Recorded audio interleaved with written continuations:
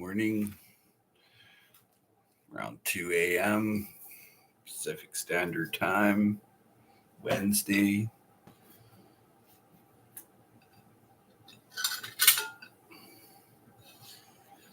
Just couldn't sleep. Too bloody cold. It's it's 4 Celsius. It's like, really? I'm just having fun.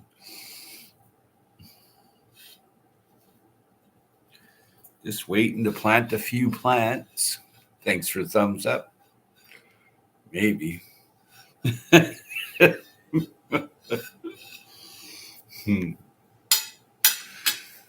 There's people out there.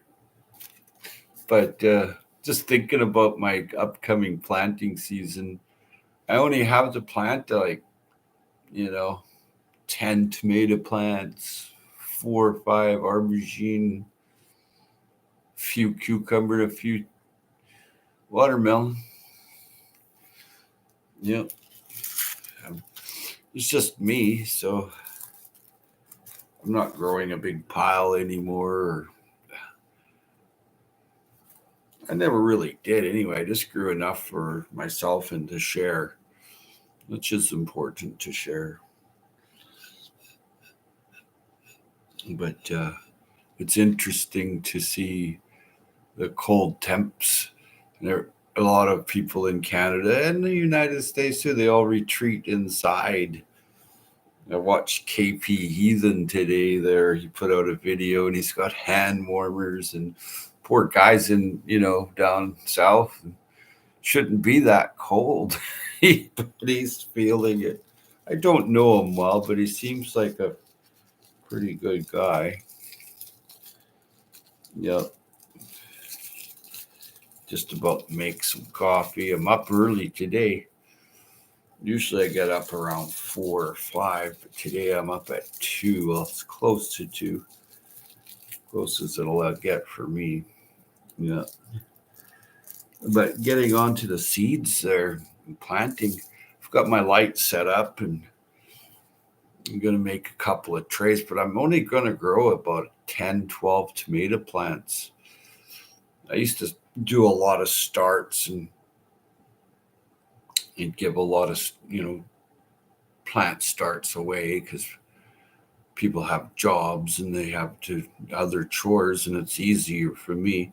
And it's touch and go when you're growing plants. But if you're growing a lot of plants, and I know a few professional growers, like they'll put 150 tomato plants in a tray like this and then just take them all apart when it comes planting time.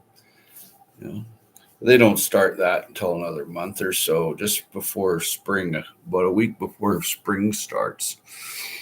But a lot of professional growers, like when they start asparagus, they'll start a tray. And they'll put 200 or 300 in a tray. Right? Instead of having all the individual containers, and that's a lot of work. You don't need to do that. You don't need to do that. I do trays, but it's like little tiny trays inside of a container. And it's great to have a great seed collection, but try to use your seeds up. If you're just storing them out in the open, they're not going to last long. They need to be fully dried, fully containered, and then put into the freezer. Then they would last a long time. It's the microbes, mold, and fungus, and stuff like that really deteriorates a seed. And most seeds have built-in coatings, so that bugs and microbes can't get at the embryo. So, it's up to you how you store your seed, but you're just going to keep buying seed after seed after seed and stacking it. I seen that at Growing on Vancouver Island. She gave away a lot of seeds. That was about a couple years ago, I guess. She gave away a lot of seeds. She had accumulated. You keep buying it, and it looks great on the package and everything, but you can only grow so much for yourself or your family. You're not going to, unless you're a professional grower and you have acres that you're prepped and ready, then you can, you've got the greenhouse going on and some kind of heating situation going on in the greenhouse, and then any container, and you can fill it right up with basil, or right up with tomatoes, or right up with cucumbers. For myself, I do a lot of direct. So, hey, David Carlisle, you're up early. Of course, you're down south, so it's probably about 5 in the morning where you are. Welcome, welcome, welcome. 26 degrees Fahrenheit. What the hell? Oops, sorry, it's a bit early in the morning to yelling, or swearing. Excuse me. Wow, 26. That's pretty cold, man. I'm in central Alabama. Whoa, dude, is that cold there? Wow. It's not that cold here. Yeah. It's 4 Celsius here. Yeah, 3.33 Celsius. Yeah.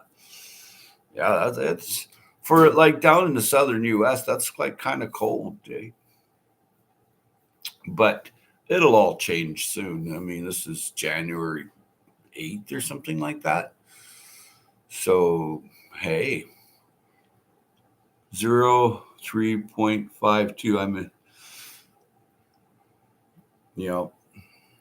Yeah, it's everyone retreats inside when it gets cold like that. So you got to maintain some exercise. And I have a bicycle on my balcony.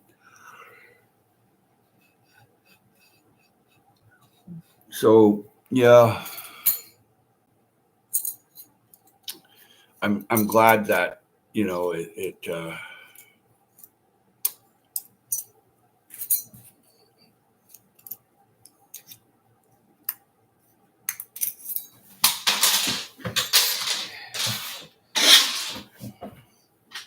what a pain these are.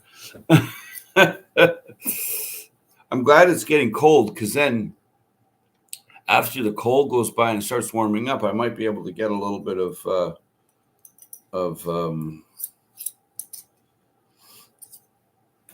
maple syrup water, just a little bit, Dre. And thanks for the thumbs up. But it'll be coming seed starting soon, and mostly by this is Jeff. By March 1st, people are starting their seedlings for like hot weather crops. Before then, I directly sow. Hi, Peace Journey. I like direct sowing for my cool weather crops. And I'll do that too for hot weather crops like winter squash and stuff. I'll direct sow that by May 24th. Now I'm on Vancouver Island, and a little different. Yeah. But it's all the same thing. You're only going to grow so much. And I see a lot of people have aspirations to grow a lot and collect a lot of seed, and then start a lot of seed. Just start a few tomatoes, a few eggplant,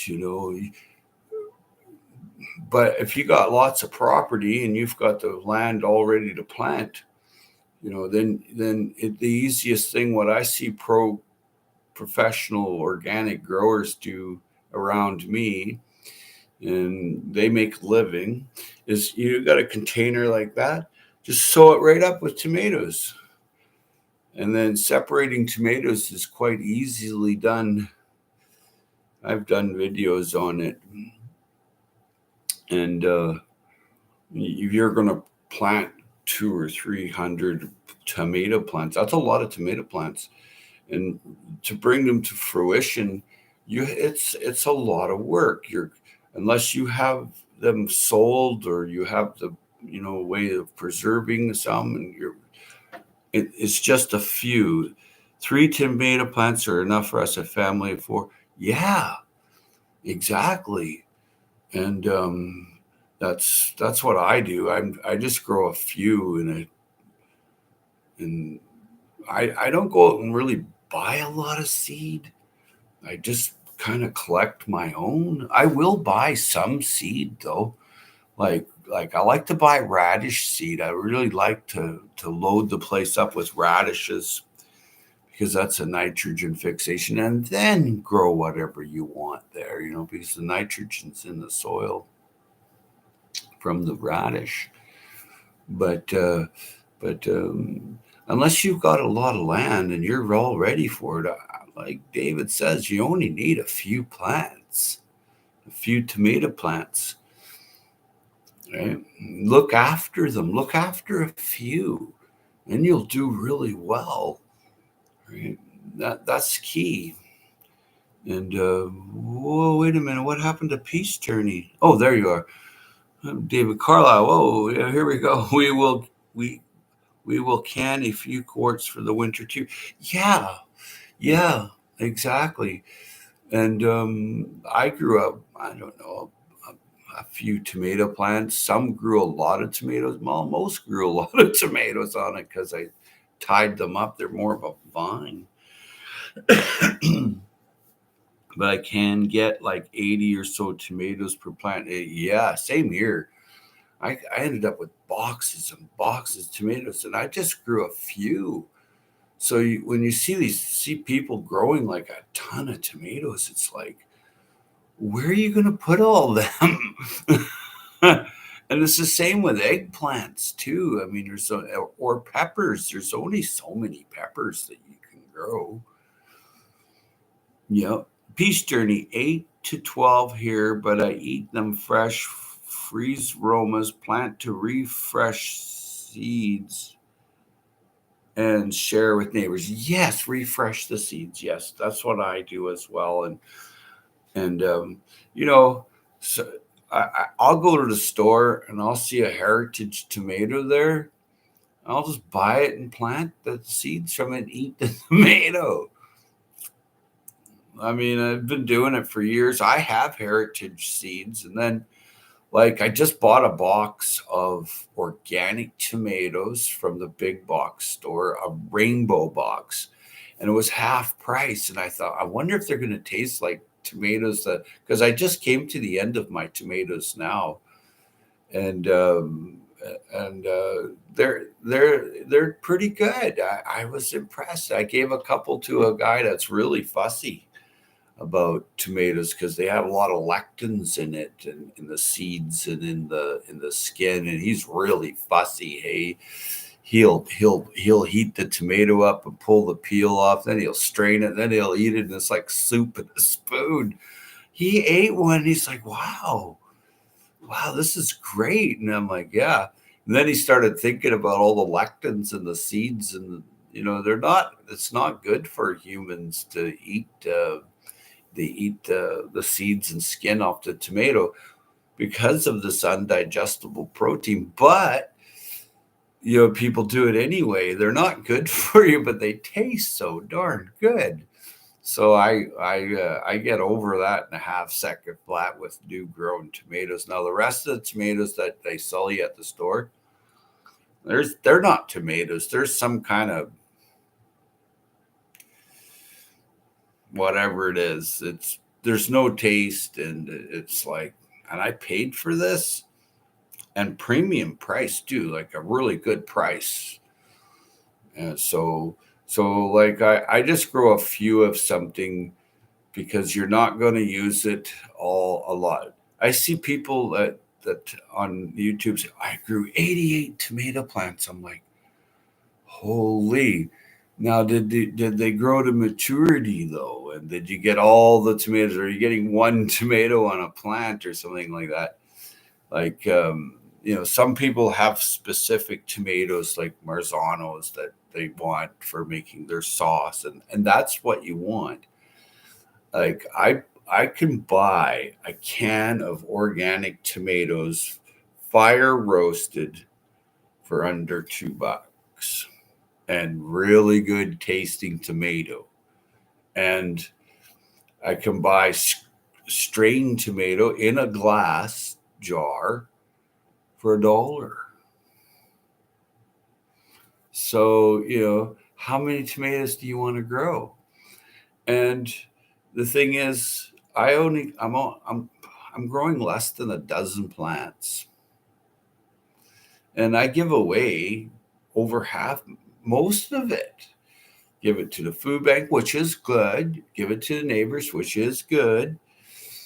But you're spending a lot of time growing something that you're not going to use.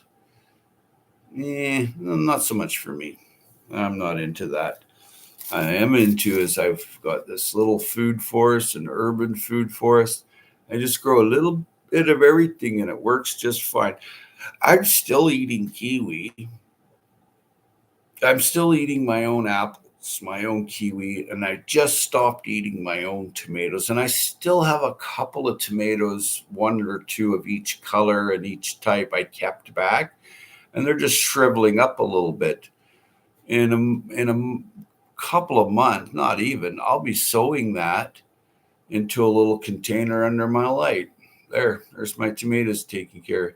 I'm not going to put a big pile of resources into growing a lot of food that won't reach maturity, or they die off because you don't know what you're doing. I've seen that a lot. Not so much with myself now, but when I was younger, I did. You're in a big hurry and you're trying to grow all this food and you've got all these aspirations. Well, you got to slow down a little. Just grow a few and take care of them, and you'll do really well, hey? Because you're just looking after a few eggplants. I really like eggplants. I really like peppers. I really like tomatoes, and those are my hot weather crops. I love watermelon. I really like watermelon, and the person that was to get me thinking about it was Urban Gardening Chronicles. She's talking about this watermelon, how people are healthy, and they talk about it, right? And they're like, they don't have these problems of other people's, and it's full of nutrients in there that is very healthy, right down to the watermelon rind. I really like watermelon rind pickles. That's yeah. So I don't have a lot of sunlight here, but my friend does. So I encourage my friend, and my friend, he has like 29 acres of wide open field, and he grows a lot of food. And so I encourage him to grow my watermelon. I should have done some videos of that. Sometimes you just don't feel like doing videos, though. It's like a pain in the butt kind of thing. So yeah, I just like to have my own time. I guess I'm a little selfish, but that's okay. You should be a little selfish with your own time, so you have your own time to yourself. It's very important. If you're not getting time to yourself, then it's things can accumulate problems like mental health or physical because you're not having the downtime. So I really encourage downtime. But I am going to grow a lot more watermelon on my roof. I've decided to put a rooftop garden. I decided it before, and I've had them up there before and was quite successful, but it was a really lot of work because I was looking after too much. So we never made any catch up long growing season. Nice. Refresh the seeds. Yeah, that's a good point. Yeah, I'm not a ketchup fan. Never was. Well, if I'm having fish and chips and I just went to there's a real it's a really nice place here, and they have the best of everything local seafood. They don't allow anything farmed or from overseas. They only allow what's out in that ocean where I live. That's it. But it's not cheap. For one piece of fish like that, that's a good sized piece and a few fries, a coleslaw, $20. Yeah. But there I had ketchup. I had there's just something that you have your homemade tartar sauce and you're just dipping your fish into it, and then you've got those fries there, which I never eat, and just have to dip it in that ketchup. And so I did. They had an organic ketchup there, and I'm like, wow, and it was good. But I'm not a ketchup fan. Yeah, but if you're gonna be finite or whatever it is with your tomatoes, strain your seeds and strain your skins, strain them, and then use the tomato. It's much healthier for humans. It's very hard for people. There's a lot of people they eat things and they don't feel well because they don't understand they shouldn't be eating it, but they crave it or they're hungry and they just want to get it over with. No, the sooner you're grounded and slow down, the better off you are. It's like this lady I knew. I still know her, but just recently, she found out she was a diabetic. So she was going out and buying these bars with sucralose in it and Zexadol and all these, all this stuff in it. And her God, it was hurting her and her. And she kept eating it. And so I had a friend of mine go over that's a um, registered nutritionist with the government. And he went over there and he says, look, he says, this is why your irritable gut. And she's hanging on her gut day in, day out. She should go to the hospital. There's nothing wrong with you. But she couldn't process it. She just couldn't. The old gal couldn't process it. So she stopped doing it and her gut felt better.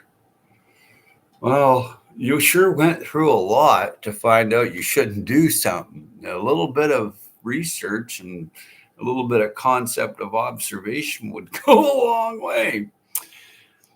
Yeah. Peace Journey says this year harvested garlic seeds. Oh, I did too. And I planted a whole bunch and I have a little green carpet. Oh, it's nice to see. Not sure if the garlic cloves are edible after seeding out. Never grew garlic for seeds until this year, but I wanted those seeds. Yeah, every year. And it's it, the it's the garlic seed is on the end of the scape, so just let it form. And actually, after you've pulled your garlic bulb, just leave the scape on, and it'll finish seeding for you, and it'll actually even start growing. They're very easy. So what I do is every year I let that go, and then I just sow a bunch of it. Like I do what's people refer to as a guerrilla grow. I'm not there to pick weeds out and all that. I'm not that. I put my pathway soil bank soil on top of weeds that I don't want, and they just decompose. I'm an ergonomic food grower. I'm not into a whole pile of work, but I get more food than I'll ever use, and I even keep downsizing and just looking after a few, and I still get way more than I'll use. I eat the garlic seed too. Oh yeah, they pop in the pan in a little butter. Oh yeah, yeah. But garlic's super healthy for you. It has allicin in it. It repels and mold or virus or something like that. It's really really an interesting. It's an antifungal. It's really good for you. Roman armies would not march without their garlic and onions and allium.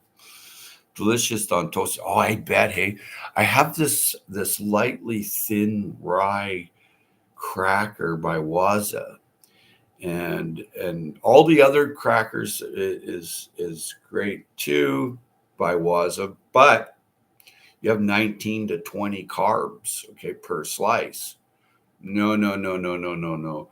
I've got it down to 7 carbs, and I put some avocado on that or crushed garlic, like they're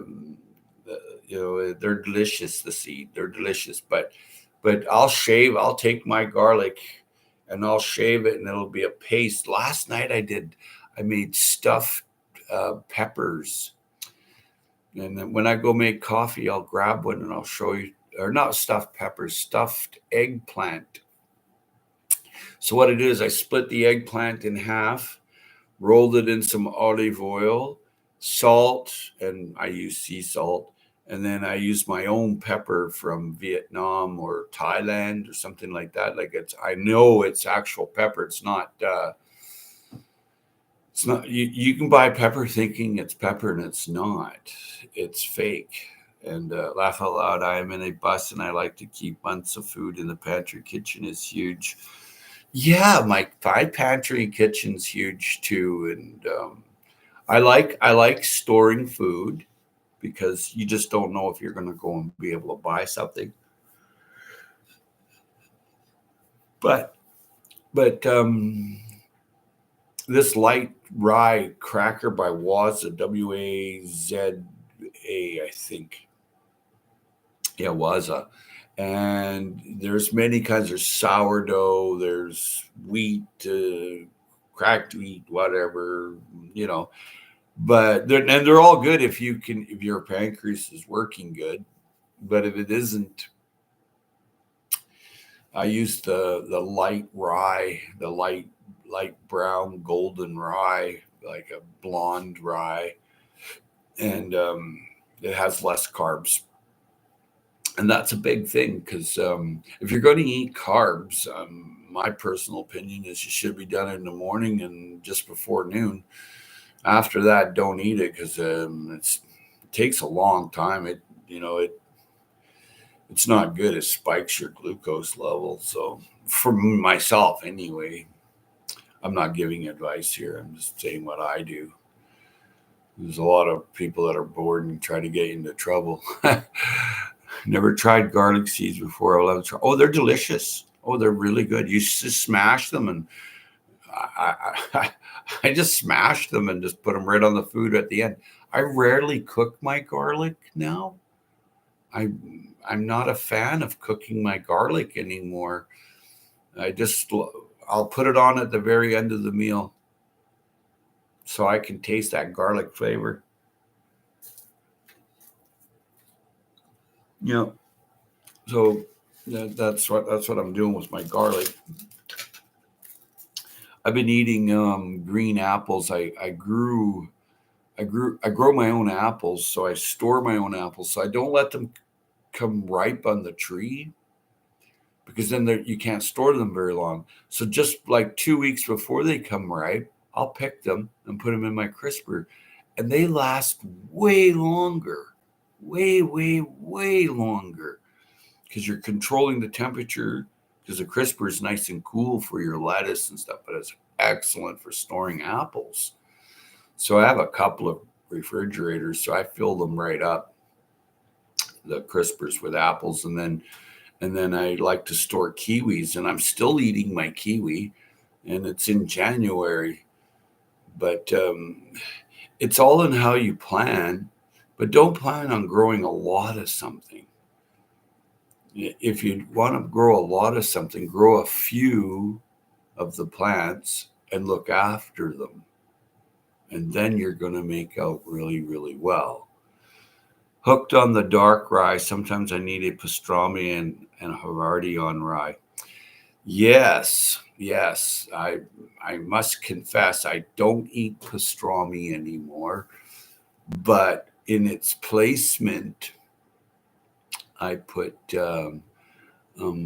like a piece of actual real meat that hasn't been cured. I'm getting away from yummy home apples. Yeah, you can't go wrong with. Don't eat one apple a day. You shouldn't do that. You should eat two apples a day.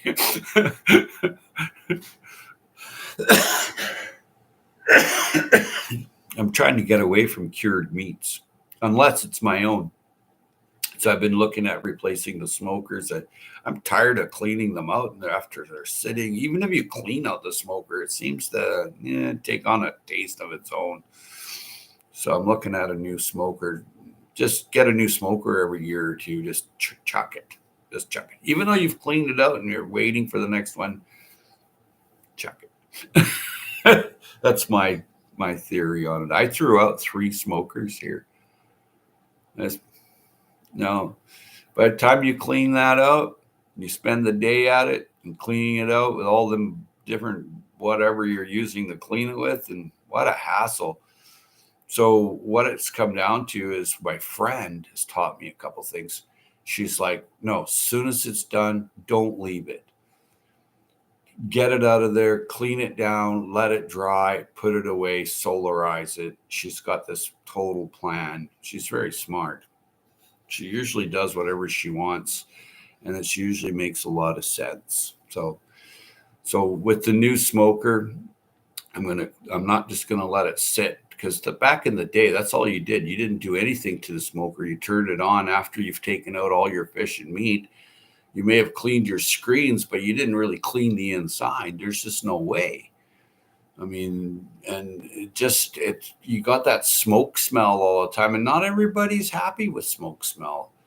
Like one neighbor I know, he doesn't like smoke at all, and especially if it goes into his clothing or in his house. And he's always irate. No, I wouldn't say he's irate, but he's not happy. And well, I tell him, you should move out of the city, right? But you try to help, be kind to everyone. But I like smoking fish and meat. I like smoking turkeys too. Smoked turkey can last a long time. Fifi there's this channel there. She's back east in Canada there. I think it's in Canada she is. Michigan, maybe, somewhere in the east. And she raises all her own meat birds and vacuum packs them. On the 11th, I've got 60 pounds of herring that I pick up fresh right out of the ocean. So I'm going to vacuum seal that. Going to try to do it live to show how when we get like excess harvest from the ocean, what we do with it here. We vacuum pack it is the best, or freeze it in water. So I'm going to be freezing. So what I do is it's a human grade fish. It's excellent quality. I'm giving some to a friend to bring to friends in Japan, and I'll vacuum pack them in individual, like packs of 6 or 10 or 7 or 8, 9, 10 in the vacuum pack. So you freeze that, then you put ice packs on the outside, and then you put it in there, and you're okay for that 12-hour flight. And then they consume it right there. So it's almost kind of like it's fresh. Well, it's one day from the ocean to me, one day to them in Japan. And they're good friends. They always bring a gift to me when they come back from their travels. Hey, it's their custom. And I always get gifts after gifts. So whenever I get the opportunity, I'm going to send them some herring this time, and they're there looking after their family. I missed them terribly. It's their family, It's so anyway. This on the 11th of January, I'm going to be processing 60 pounds of herring, and the herring will have the roe inside, and that's super healthy and delicious. So what it is, it's a test fishery by the government, but then the government gives it to a charity. So this one's the Children's Hospital. So when you're buying the herring, you're actually all the proceeds that go to the Children's Hospital. So I really like that. There's no, monkeying around kind of thing, because charities, not all nice people go to charities. A lot of bad people go to charities, but not this one. This is direct. It goes to help children. So I really like that. But it's on the 11th, and it starts at 7 a.m. and it's over by 5 p.m. or they run out of herring. I'm there much earlier, but the lineup is amazing. From like a lot of Asian people know that food's good quality food. They show up, they want it, and the price is excellent. The price is 50 cents a pound for for the herring. And these are fresh herring right out of the water. That rigor mortis, they're all stiff, just perfectly. They come in totes right full of just herring. And but what I do is I make a bunch of human grade ones, but then even though I make it some, I use it for bait for bottom fishing. You're not allowed to use live bait for fishing like we used to. They stopped doing that many years ago. But what you do is you got your fish like this, and this is the head here. You cut it on an angle like that, so when the water hits it, it spins like this, like a wounded herring or an anchovy or sardine. So I'm able to catch salmon. I've got a salmon trip planned. I am leaving YouTube on March 15th, where I'm not going to be live anymore or anything like that. But when I am doing something like going fishing or I'm exploring or I'm in my cave, I may pop up a video every now and then. But I'm trying to get away from the electro smog of things. When I shut off all the hydro here, I feel great and open the window. But as soon as you put everything back on, it's a problem. I don't feel so good. So it's just a matter of health choice, and I want my own time. So if you don't see me around after March 15th, and that's my 10th year anniversary on YouTube, just think I always having a good time. But yeah, I'm going to go make some coffee. So if you're here, you're here. Great. But if you're going, I'll see you later. I'm going to get coffee.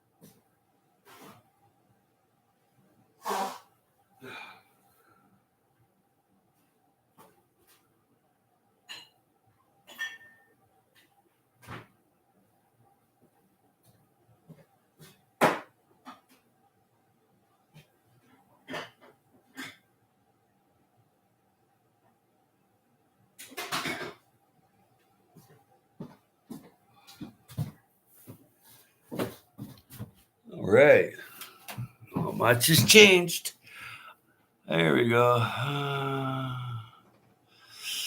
Peace Journey says, I have 3 hours from caught, flash frozen Alaskan wild salmon. I have connections, so I have 5 pounds in the freezer and 2 pounds of halibut. Ooh, that's healthy food.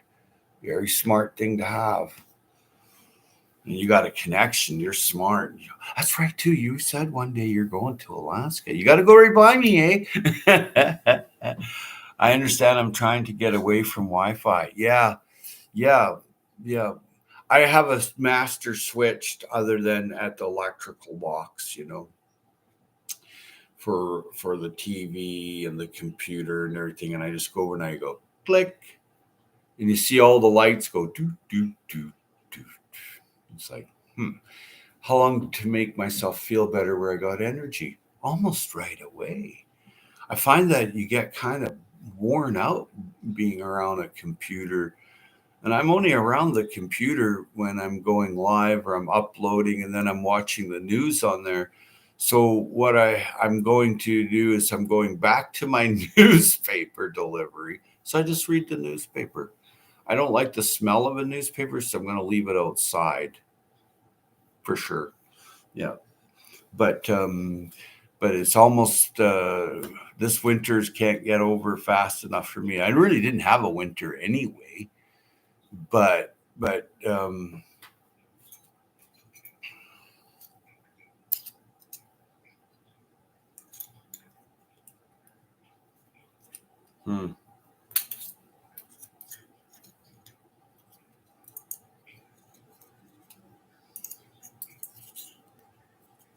here we go. I'm waiting on this. I need a month or so of cold, and then I want a drink of maple water or birch too. I just like to drink it. So this is my spile, and I want it, 20 degrees in on the southern position. Well, maybe like that. Like that. That's 20 degrees. Like that. So I've got a few of those I want to put up. I understand I'm trying to get away from Wi-Fi. Yeah, Wi-Fi. It's my friend on Kodiak Island has tribal fishing rights. Nice. Nice. That's what I'm doing. My family, they they have that too over on the west coast. So I'm going there on August 1st, somewhere around there, up to the 15th. The big ties, the big king salmon are coming through on well, just any time before August 1st too. But August 1st, the tides are right. You have to go fishing with the tide. It's just the way it is. It's tide sensitive areas too. Some are really sensitive. Not, you wouldn't catch anything unless you're there on the right tide. But Kodiak Island, you're way up there. The trees are really small. But yeah, it's a they got some nice fishing there still. They got nice halibut, nice salmon fishing, and yeah, your friend on Kodiak Island has tribal fishing rights. Wow, they still have that here too, and the First Nations. They have to fight their way all the time. It they're fighting now. Some, not all. Some native bands are fighting to stop the herring fishery because it directly impacts the salmon, and if there's no salmon, that impacts the killer whales, the orcas here. There's transient pods that go back and forth, and then there's residents that just sit here. They don't go anywhere else. Well, they go around the island or something, but if there's no salmon for them to eat, I mean, why, why, why are you catching the herring? The herring is number one food for salmon. Well, Chinook salmon and coho, and the rest of the salmon will eat a herring too if they can get a hold of it. But they're more shrimp eaters and stuff like pink salmon. They eat shrimp and chum salmon, the Keda, the chum salmon. They eat shrimp. And then one time I caught a bunch of those Atlantic salmon. I liked them. Yeah, I guess they escaped from the pen and grew up, but they were right full of all the little fish and stuff, like everything. They're full of everything inside their belly, all kind of different fish. They ate everything, but they were delicious. Ooh, my coffee is ready. Ooh, coffee. I'm up early today, 2:30 in the morning. Man, that's up. I might have to have a nap at 1 today. Yep.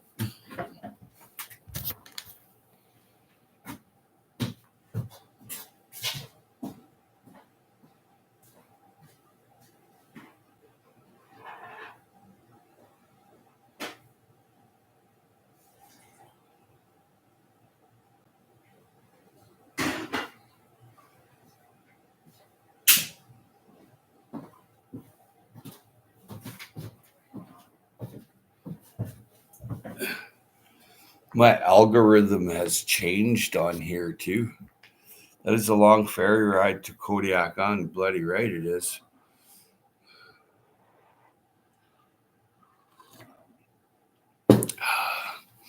Yeah, it is a long ride, but it's well worth it. It's very peaceful there.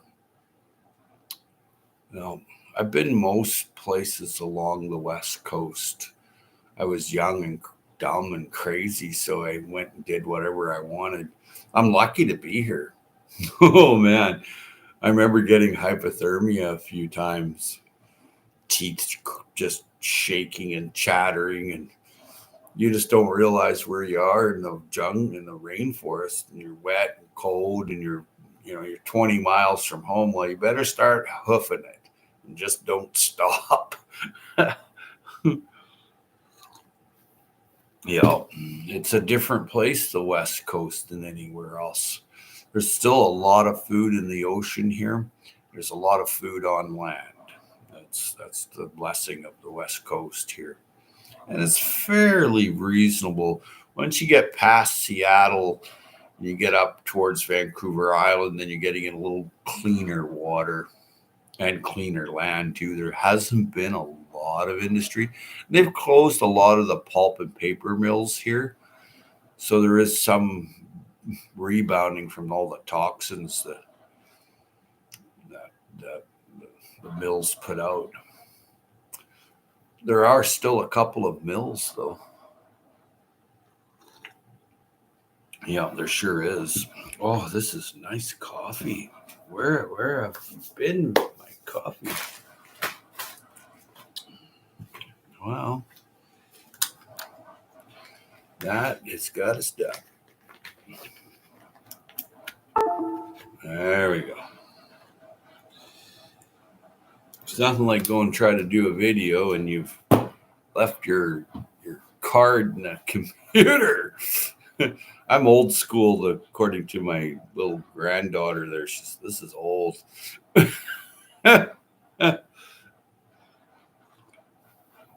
My buddy there, he's kind of a high tech fella, and he says that this is old too. I said, well, I like old stuff. Yeah, but it's the season's coming up again, and I'm going fishing, and I'm going to the island for a while. I have this little island I go to, and got a little camp there. And no one lives on it. There's a lot of islands like that, especially in the Broughton Archipelago.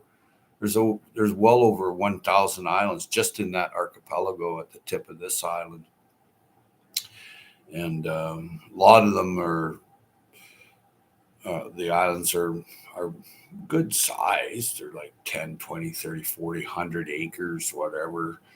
And nobody lives on them. The odd fishing lodge here and there, but nobody lives on them.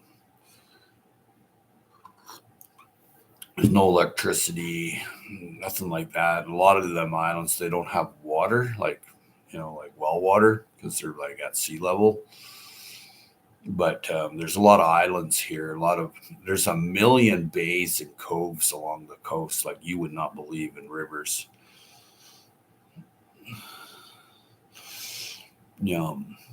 Peace Journey says, I look forward to it, except the moose, those scare me more than bears. If they're in rut, they're mostly friendly. It's when they're rutting, and if you're carrying a backpack and ski poles, you look like you're the competition for the harem. So watch yourself. I've seen it. Yeah, it's nothing like trying to run from a moose. But the thing is, if you run into a thicket, a bull moose won't. He can't get you. He's got that big rack. 60-inch rack, 65-inch rack. He ain't going through the thicket. He can't. You'll smash it up some though.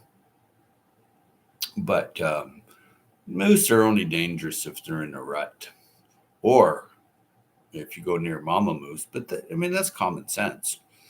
And most moose, if you're making a bunch of noise, I'm not really scared of any animal here.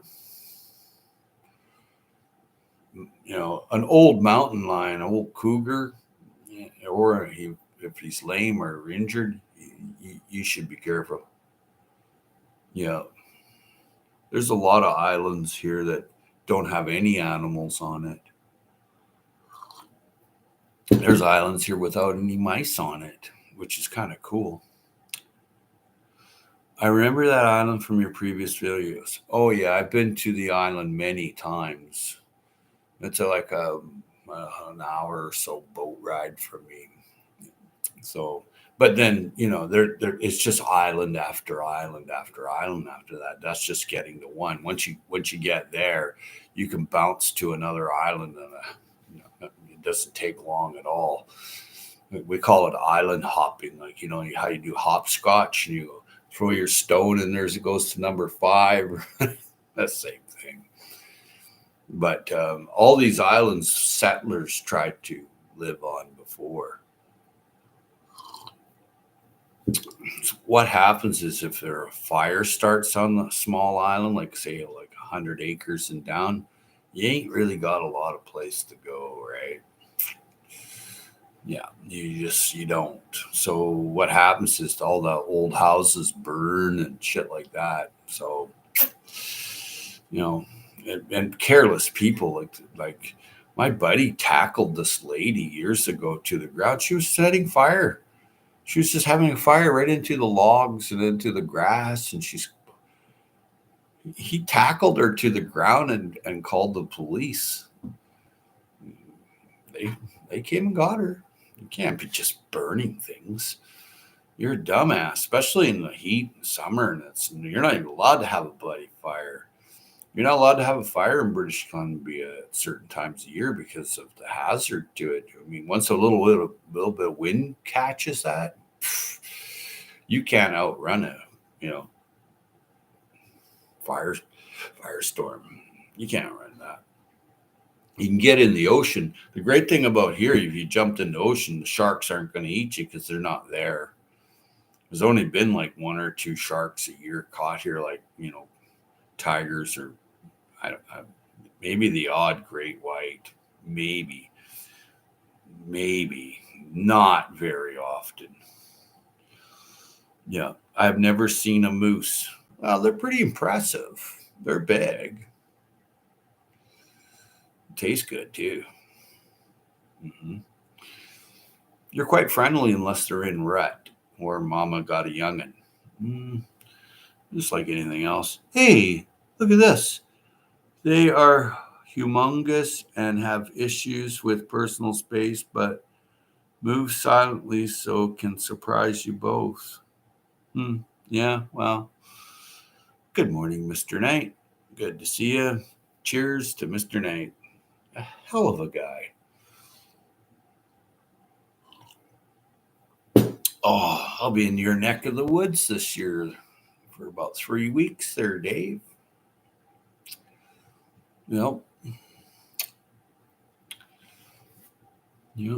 I don't want to use a plane anymore. I'm not going on planes. I'm going to be driving.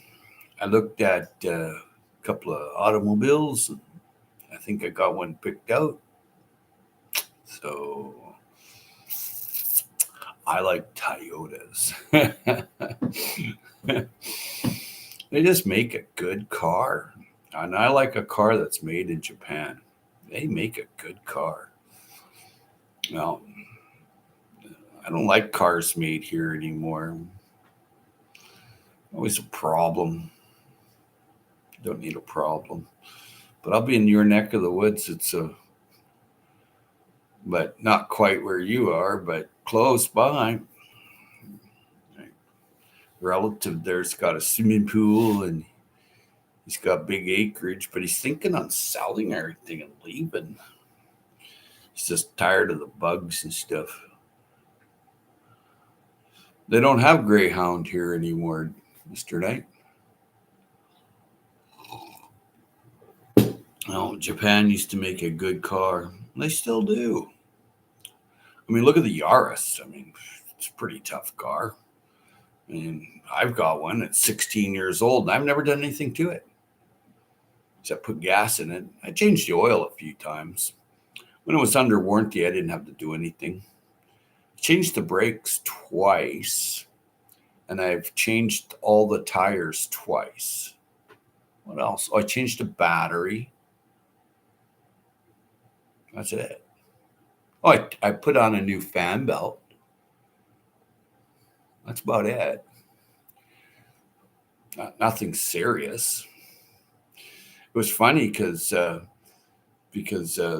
my friend, her car wouldn't start, and that's a Yaris too. So she's at the Canadian Tire parking lot. So all of them guys, they all run out, woman and whatnot. Okay. So they all run out and they try to start her car, and they're like, "Oh, it's the starter. We'll get you in for $750 and this much to put it in." So she calls me and she says, "Howie, what's going on here?" I said, "For one, you don't need a new starter because they don't die. It's a Toyota." She's like, "Oh," I said, "Chances are you need a battery." She's like, "They said this and they said that." I said, "Okay, don't worry about it." So this master mechanic, I went and walked over to his place because he just lives across the street. And he says, "Okay, let's go." So we went there. I didn't even go to the car. I didn't even try starting it. I already knew it was the battery. And I said, "Yeah, the car outside needs a battery." "Oh, no," he says, "it needs a starter." I said, "No, it don't. It needs a battery." And he's like, "Oh, okay, sure, whatever you say," kind of thing. I said, "Yeah, that is what I say." So he gives me the battery. I said, "You're not going to charge it?" I said, "Because I need a charged battery." He goes, "Well, there should be enough charge in there." I said, "Put it on the charger for an hour." Okay, so I wandered around the store, come back, got the battery, went out. Well, before then, too, I went out and I removed the old battery because I could see it was done. And put in the new battery, fired it up. And boys, they didn't get the rip off that lovely lady. And they were all hiding from me when I went back in, I'll tell you. I wasn't pissed or anything because they would have already known that. But they were hiding from me. They didn't want to see me at all. Shamed the shit out of them. Uh-huh.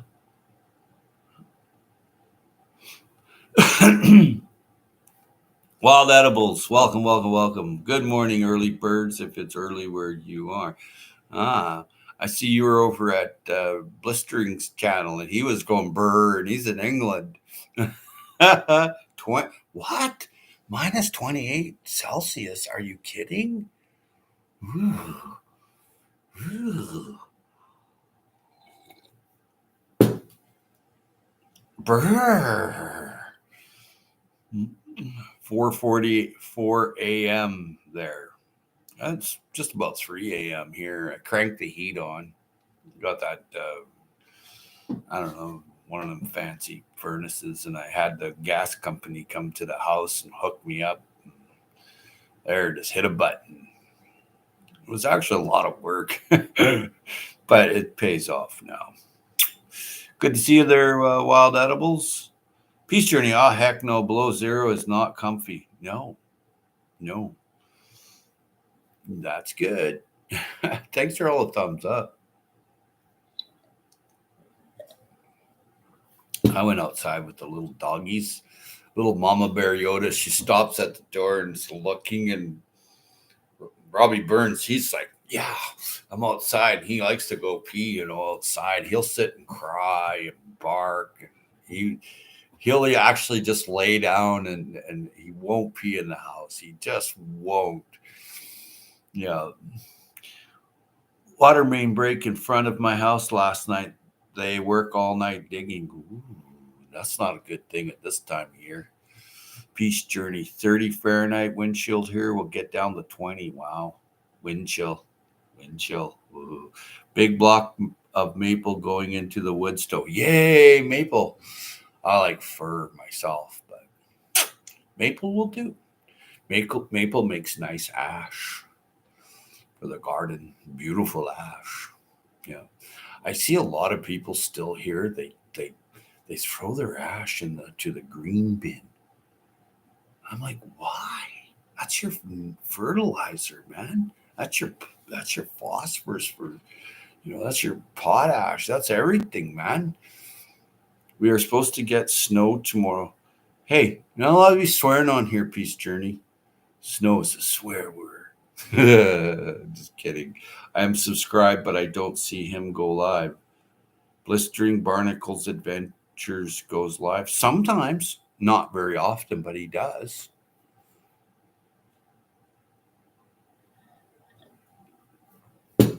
Bed of pine and birch coals. It should warm up in here soon. Yeah, my ash goes in the garden, Dave. Oh, absolutely. I wouldn't have it any other way. What I do is I actually make ash outside. I'll burn off all the old trees I took out and all the old wood that I have. I get that ash and I'll put it on the perimeter of the food forest for migrating slugs and bugs. They don't like that. They don't like that biochar. I make kind of a biochar wood ash mixture kind of thing. And I load that biochar up with the wood ash with water. Hey. So, yeah. Nice bed of pine and birch coals. It should warm up in here soon. Yep. Just start baking when you first get up in the morning. The house will warm up. That's what my mom used to do. She'd start baking right away. You had to have that fire going for her. Yes, lye will do it. That's very corrosive. I mean, yeah. It's like you see people buying soap. If you only knew how easy it is to make soap, it's a very simple thing. I've made my own soap many times, but you know, even I myself, like for Christmas this year, my family, they gave me bars of homemade soap. I was like, wow, cool. Some were eucalyptus and some were lavender, and the little guy, he gave it to me. He's like, this is for you. And I said, well, I thank you. And he bought me a belt too. Went to the leather shop and he must have spent 50 or 60 bucks or even more on this belt. He found out through my friend that I needed a new belt. Kind of snuck it in there. You get baked too, Howie, in the morning. Yeah. I made stuffed eggplant last night. It was really cool. And I made shake and bake chicken. I hadn't had shake and bake chicken for a long time. I have the oven on for bran muffins. Nice. Bran's really, really healthy for you. As a matter of fact, Dave, I'm going to have a coffee and get baked. I love good times. Yeah.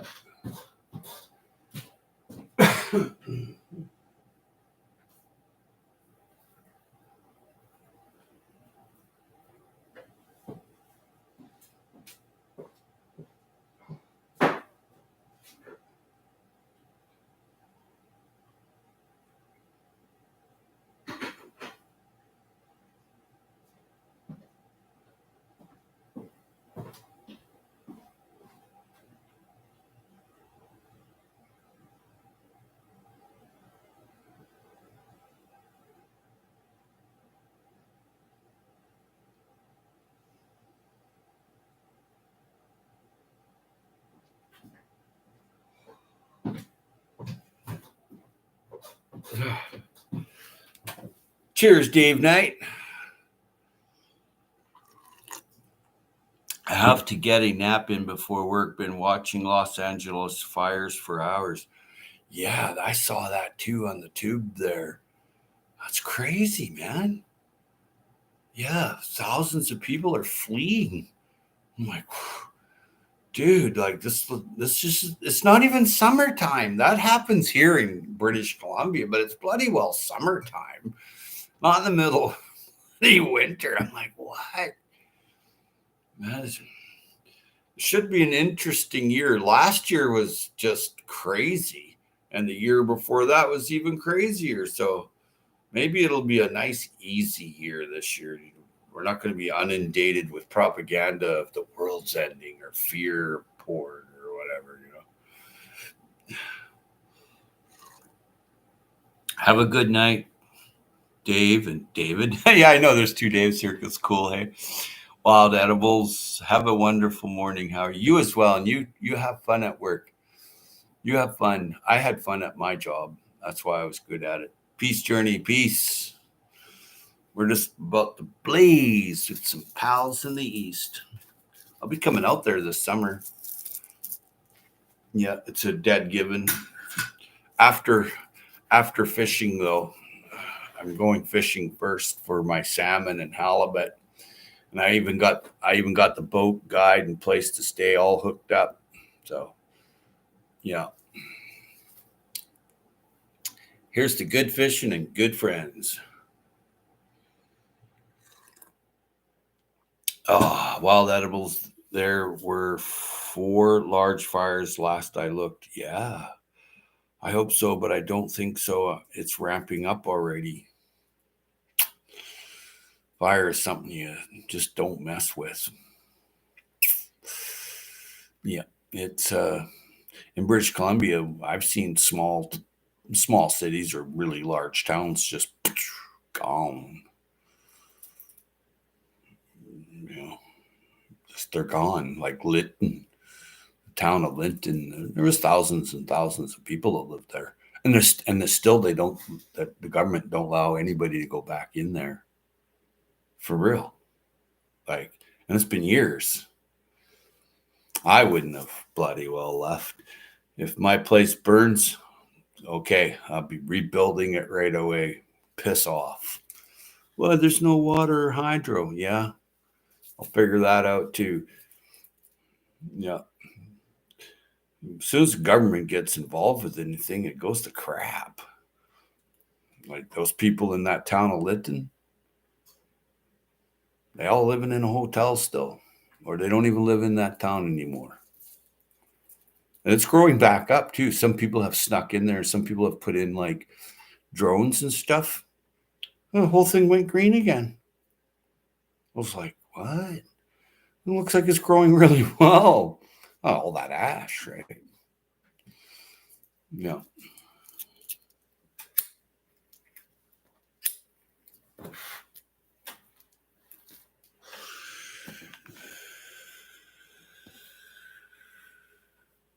Yeah, baby. Coffee and smoked salmon. So I woke up early today because I went to bed early. I went to bed like super early. Now I'm ready for a nap.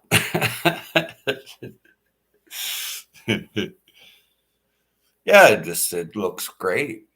It looks freaking fabulous. Where it was all gray and dirty looking, now looks green. Yep. That was a nice town too. Nice people in it. There's several thousand people that lived there. It was very pristine. I was shocked that the whole place burnt. But they say there was sparks from the railway ignited in the yard, and it just went from there. I could see that too because I've seen sparks on the railway before. I've seen that lots actually. Oh, coffee.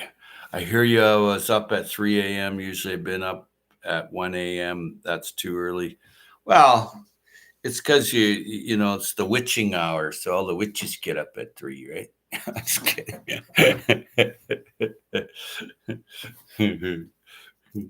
Pretty funny.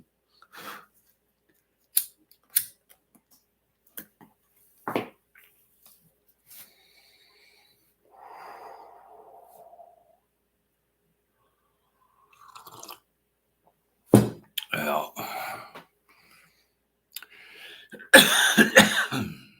wow. A little tiny little hummingbird. I put up a new feeder. I put up a new feeder, this feeder that the hummingbird can sit on and get a drink. And bought it at the hummingbird food store. So I put it there, and this little tiny hummingbird, he must have been late out of the nest this year. And he came there and he got a drink, and he's sitting and he's drinking and drinking. And he's looking at me and he's sitting and he's drinking and he flies away. Well, his buddy came, this big fat hummingbird. He sits there and he's drinking and he's drinking. I'm like, okay, that's weird. So then the big fat hummingbird leaves, and this long, skinny hummingbird. It's like they're going telling their pals or something, and then they all show up now. Definitely quiet, spiritual time of day. Puff, puff, past the smoked salmon. Yeah, you bloody right.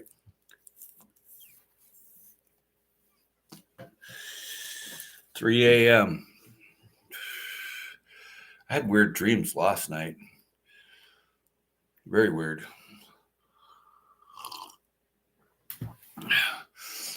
I dreamt I had these big salmon, smoked salmon buds, and I'm giving them to people.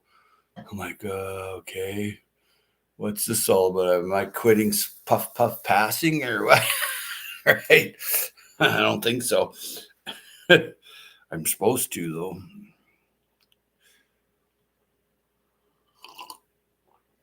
I don't have to be anywhere till Thursday to give the mobile food truck all what's left here. I'm just going to pull most of those turnips. I don't want the bugs getting them come in spring when it warms up. When you're growing crops, of cold weather crops, there's not a lot of bug action. So it's really safe to buy cold weather crops like broccoli, cauliflower, cabbage. Those are grown in the cold weather, so they're not typically sprayed heavily for pesticide. Eat it then. Eat it. Eat it. Just eat it. Drink it. Smoke it. It's fairly reasonable. It's still the herbicides that are used to grow those foods, though. That's the catch, but it's still down because there's not a lot of pesticides. It's like cauliflower, okay? They say, oh, this is organic cauliflower, and this here is just regular cauliflower, but the organic cauliflower is $10 a head. Now, the other one's not much less. It's $6, $7, sometimes 8.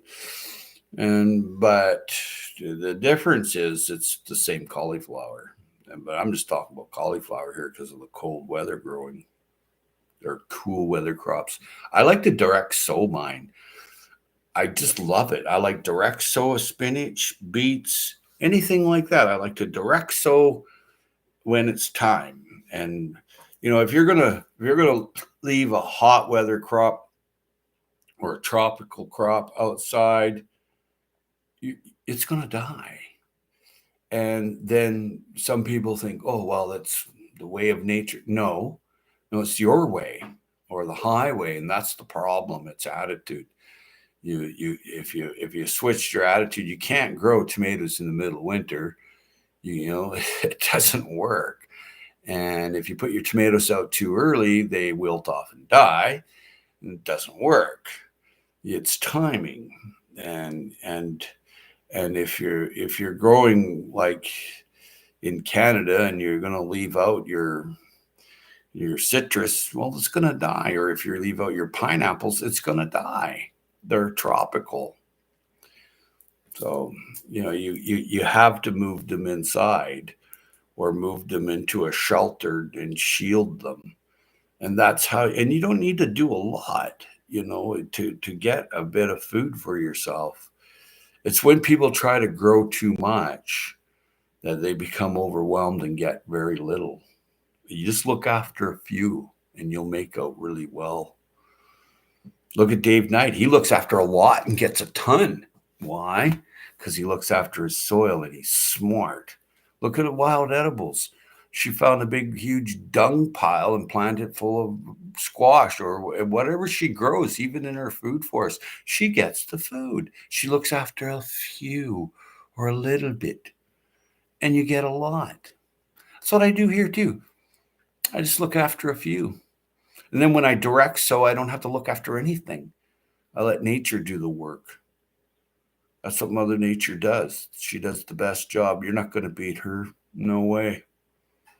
No.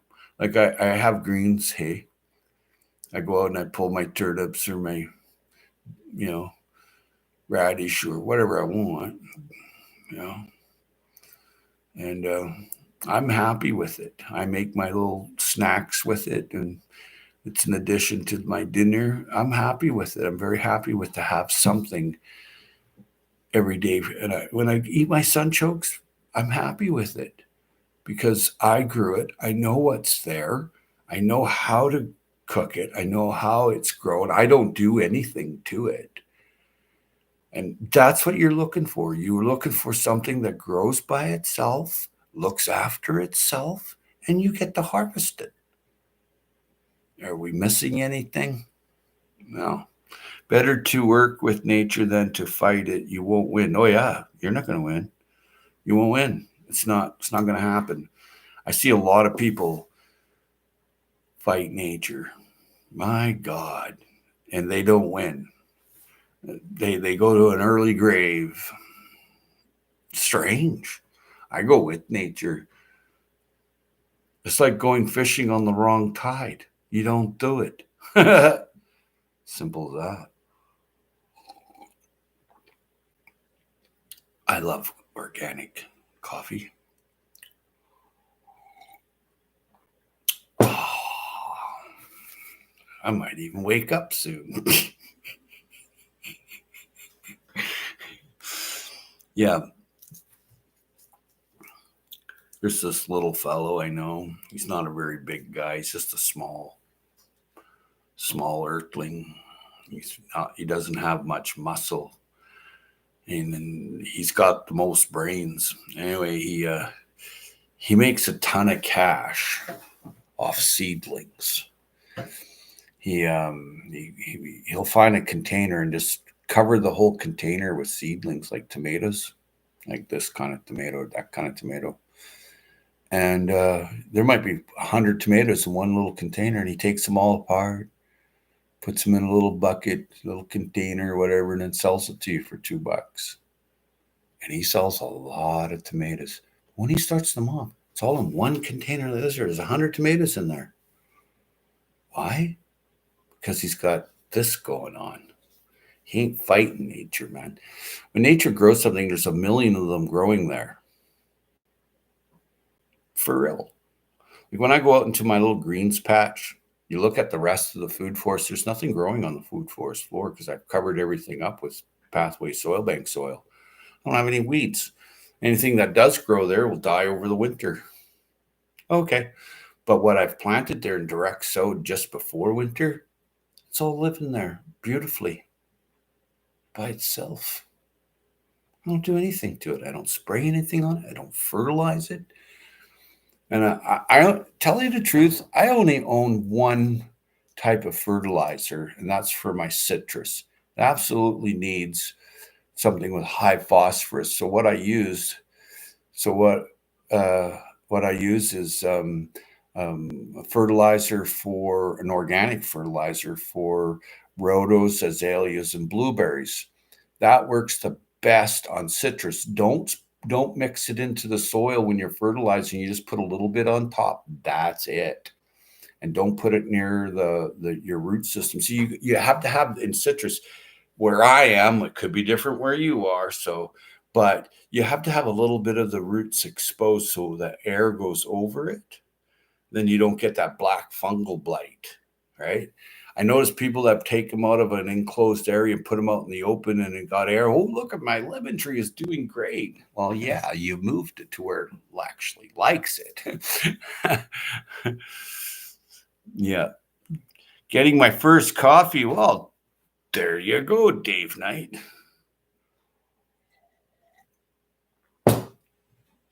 R. I start 4-inch pots, 5 seeds if big ones, or lots of seeds if they can deal close together. Better like tomatoes and lettuce. Yeah. Yeah. Spinach, same way. Yeah. You can grow a lot of plants in a bucket that can be separated. Some plants are finicky though, but not all. Like you can't separate cucumbers. Don't even bother, or squash or stuff like that. You're wasting your time. Yeah, herbs do way better when you cover the pot with seeds. Yeah, yeah, yeah. I it's funny because sometimes I don't plant and I just wait till the very last moment just to see what grows. And I got hemp growing there, I got potatoes growing there, garlic there, tomatoes there, pumpkin there, and I didn't plant the bloody thing yet. I even get avocados growing by themselves. They don't last through the winter, but they still come out of that pathway soil bank.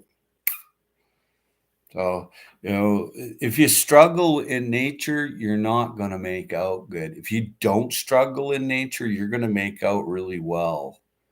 Be it ergonomic, be where it's helpful for you, be where it's you're not doing anything. Like look at Dave Knight. He's got a tractor that does it for him. Smart guy. And he pumps out a lot of food. He's not a wimp with his food production. Yes, Pathway Soil Bank is a seed bank too. When I spread out that my Pathway Soil Bank, it's loaded with tomato seeds, squash, garlic. God, I've seen lots of stuff grow out of it. And it's fun because you're planted your nice row. I like some rows I like rows of beets. I really like that. But everything else just grows in the manner of in nature. They all grow together, polyculture. They all help each other. And you'll get used to that too, hey. You'll get used to seeing that. And like when I direct sowed just before fall, about August, and I direct sowed radishes, and then every 2 weeks radishes. So I had a continuous supply right into winter. And they're just starting to go woody now, but I'm not pulling them because they're putting nitrogen in the soil. I'm leaving them. Yep. And but my big thing this year I'm going to be doing is I'm making new trees. I'm done with paying $50 and $100 for a new tree, or even more. When I can air layer anything in my neighborhood and get lots. And I just want to plant my boulevards, my neighbors' lawns in the front. I'm not doing anything in the back anymore because then it develops a relationship where you have to see the homeowner to go in the back. And then you never know, they might paint the freaking house or something and then it's all ruined. You expect the unexpected when you're growing food publicly. But there's 1, 2, 3 front lawns that I'm taking care of this year that I'm gonna up the ante on, and a boulevard, a really long boulevard actually. I'm just taking it over because nobody looks after it, and it's common ground. It's belonged to the municipality, but they don't do anything. And so I'm going to sew it up with some figs and olive trees and maybe a couple of kiwi here and there. Just see what happens. Chances are there's a good possibility that it'll just start growing, but there's always that one son of a gun that'll go over there with his fold out saw and cut it down. I've seen it. I've seen it more than I care to see it. I saw your forest tour at dark. Well, it was quite light out, but it's the camera, man. Dave's not here either.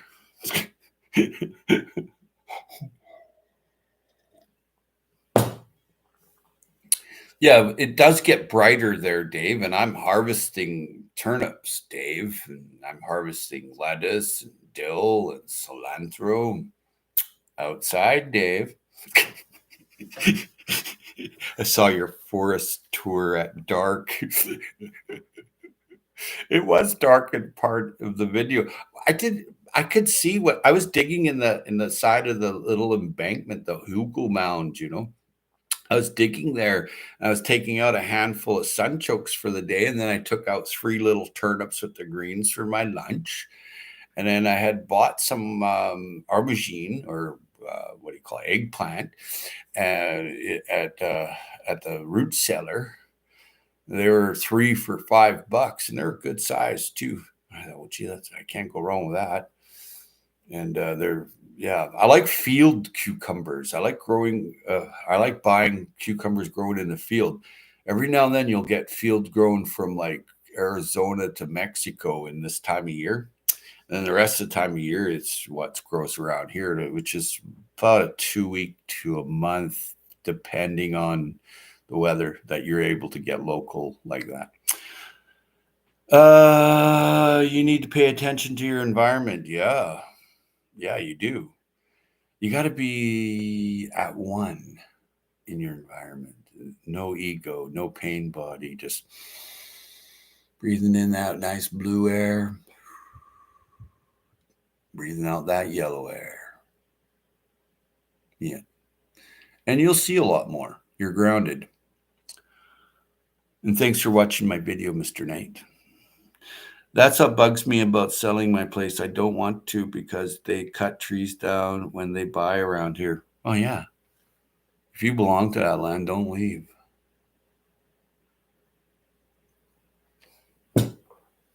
Nope. I wouldn't be leaving. Nope. Only way I'd leave this place here is if it was sold. I'm selling it, but that's not on the agenda. And when I do leave here, I'm going to have a hot tent, a cave, and a brand new Toyota Corolla hatchback SE. They're under 30 grand. They're only $24,000 right now. Brand new 2025. For real. I mean, that's not a lot of money, 25 G's. It is a lot of money if you don't have it, but it's not a lot of money to buy a car, because you go and look at like the Toyota Supra, there's 75, 80 grand, 50 grand. I'm like, I don't need that. And I'm looking at a car and I'm like, wow, what can I afford? Not a lot. I don't have any money really to speak of. But I mean, you got to have a fairly decent vehicle if you're going to go and travel around. I mean, a new one. Like, I've talked to like all my buddies, okay, and what you would buy if you're going to buy a new car. They're like, oh, buy one that's 3 to 4 to 5 years old, then you don't have to pay all the bills. I'm like, yeah, but someone's driven it, and you don't know how they were rough with it, and you don't know, and the one guy, he's really smart too. He's like, yeah, but then they would have worked out all the kinks in it. And I'm like, well, why would you buy something to have to do that? That's my contentious issue. Why buy something that's going to be junk? So, like the Toyota Yaris, they run forever. It's like Hondas, they run forever. Even if there's no oil in the bloody engine, the thing runs forever. I remember the old slant 6 and straight 6s and stuff.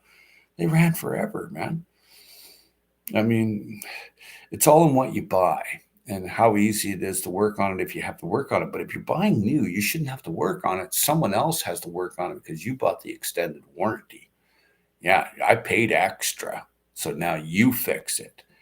And if you can't fix it, I want my money back. Put a clause in there. That's what bugs me about selling. Yep. And don't lease if you're putting miles on it or you overpay. Yeah, don't lease something. You don't know who the hell drove that before. The best thing you can do is when you buy a new car is to write it off with your company. Like even if you have to make a company, that's a write off. The fuel's a write off. You pay less taxes. You got to be smarter than the tax people because they're a bunch of crooked bastards. And they're really bad, hey? They're really bad people. I'm not a fan. Not a fan at all. I've seen what they do to people. It's disgraceful. They just say, oh, yeah, well, this is your bill. They don't explain shit or nothing. Or they come and take that house, or they take this or take that after you die. There's no one there to complain. Our government tax system in Canada is just terrible. They just terrible, terrible. I've seen a lot of abuse. I don't see much help coming for people either from it. I see a lot of people just left. I wonder if they work at that CRA. I hear you. Poor people don't have money to give. Simple as that.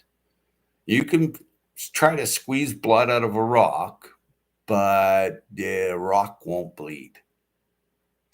But they keep beating the dead horse. It's just, and it just adds more. Like my friend there's a soul guy, and he owed them like $76,000 when he started like 30 years ago. It's up like a fucking million now. Oops, sorry. And the guy's like, he doesn't get his GST, he doesn't get his HST, he doesn't get anything, he doesn't get a refund, and he's living on his little tiny little pension. And I said, why didn't you stop it? He goes, you couldn't. It just kept accumulating. The guy had nothing. In the end, the little bit of house he was going to inherit the money from, boom, gone. For real. I was just like, I always bought him lunch because I felt sorry for him. He didn't want you to feel sorry for him. I just said, oh, it's your turn to buy lunch today. And I'd run him, drop the money on the till and out the door. And he'd go try to pay his bill. It's already paid. He'd forget about it. I wouldn't see him for a couple of weeks or a month. Yeah. My old Ford van is getting ready to travel again around the country this summer. Ah, you dropping by, Dave Knight?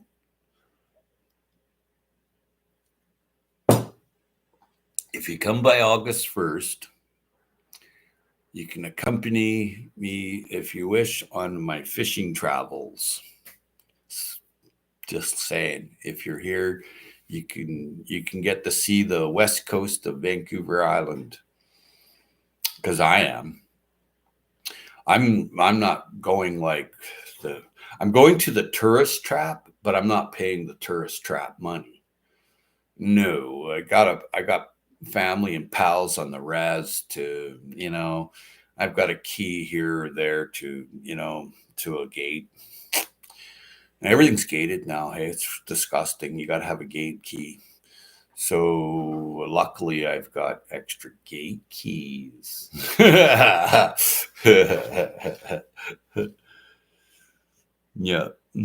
There's so many rules. They contradict themselves. Now, sometimes you're in trouble no matter what you do. Oh, yeah, it's the fear, man. The poor can afford to get into debt. It sucks, but no matter what they do, you're poor, you're in debt to survive. Yeah. Juggle. Yeah. The best thing is for myself is I don't know anything. So every year I do my taxes. So but I know plenty of people that get in trouble very easily. They owed a little bit of money and they left it alone and didn't do their taxes for years and just screw it. But the government just keeps going. It's just this big wheel that doesn't stop. And that poor old guy, he would have got a ton of cash from his from an estate, but he didn't get it. Government took it. I sleep at Niagara Falls in the van, you lucky bastard. No, I'm just kidding. I mean, you're lucky, though. Did you know the amount of ions that come off that's so healthy for you? Yeah. Constant worry about that if you don't. Yeah. Yeah. So anyway, the cave, man's first home, where place where Jesus hung out with a bunch of sheep, goats. There's no rent or mortgage on that, eh? Not everybody's, you know, there's more poor than rich. So, and the poor ain't gonna buy a house. Let's just face it, man. For one thing, you got to have an income or a combined income of up to $300,000 here to buy a house. And the bank don't look at you. They don't care about you. The bankster don't give a rat's effing ass about you. They don't care whether you live, die, or pay your bills. They're sitting on a pile of cash. They're sitting on it. Well, they got to go to work. They got to pay. I say, where's your cave? That cuts that bankster out right now. Now, how many people can't live under the ground? None. Well, look at this. Wild Bill's here from Newfound Drone Productions. How's it going there, Wild Bill? Good to see you, Bill. I'm just in time, Bill. I'm smoking the salmon and going to get me another coffee because Wild Bill's here.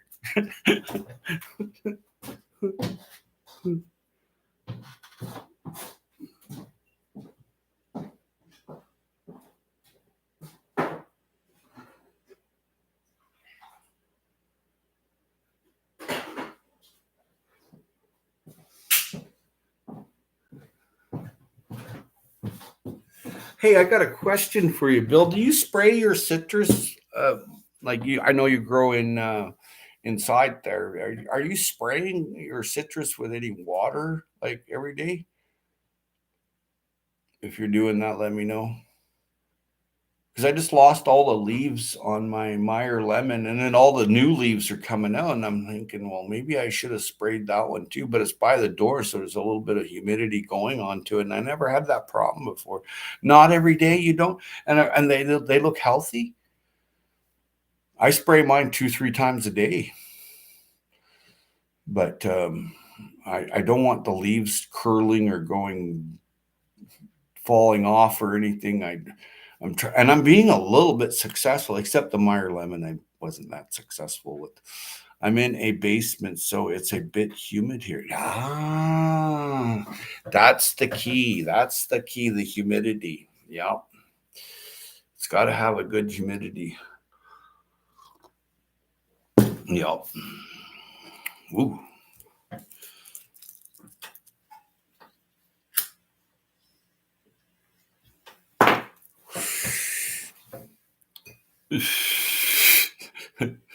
I'm having a bit of an issue with the cold floor. You would. They don't like being cold. Nope. Put a heating pad there. Or lift it off the floor. Like put a board here and a board, like one board, then another board, and then put the container on top so there's an airflow underneath. You can put a piece of good, thick rubber there too underneath that. But if you've got the air flowing underneath, it's not as cold. A cement floor is very cold. I got one. Oh, good. Little. Yeah, I'm having, yeah. Well, I agree. A draft by the door is also a bit chilly too. You know what? Mold don't grow and fungus don't grow in the cold, hey? Something to remember.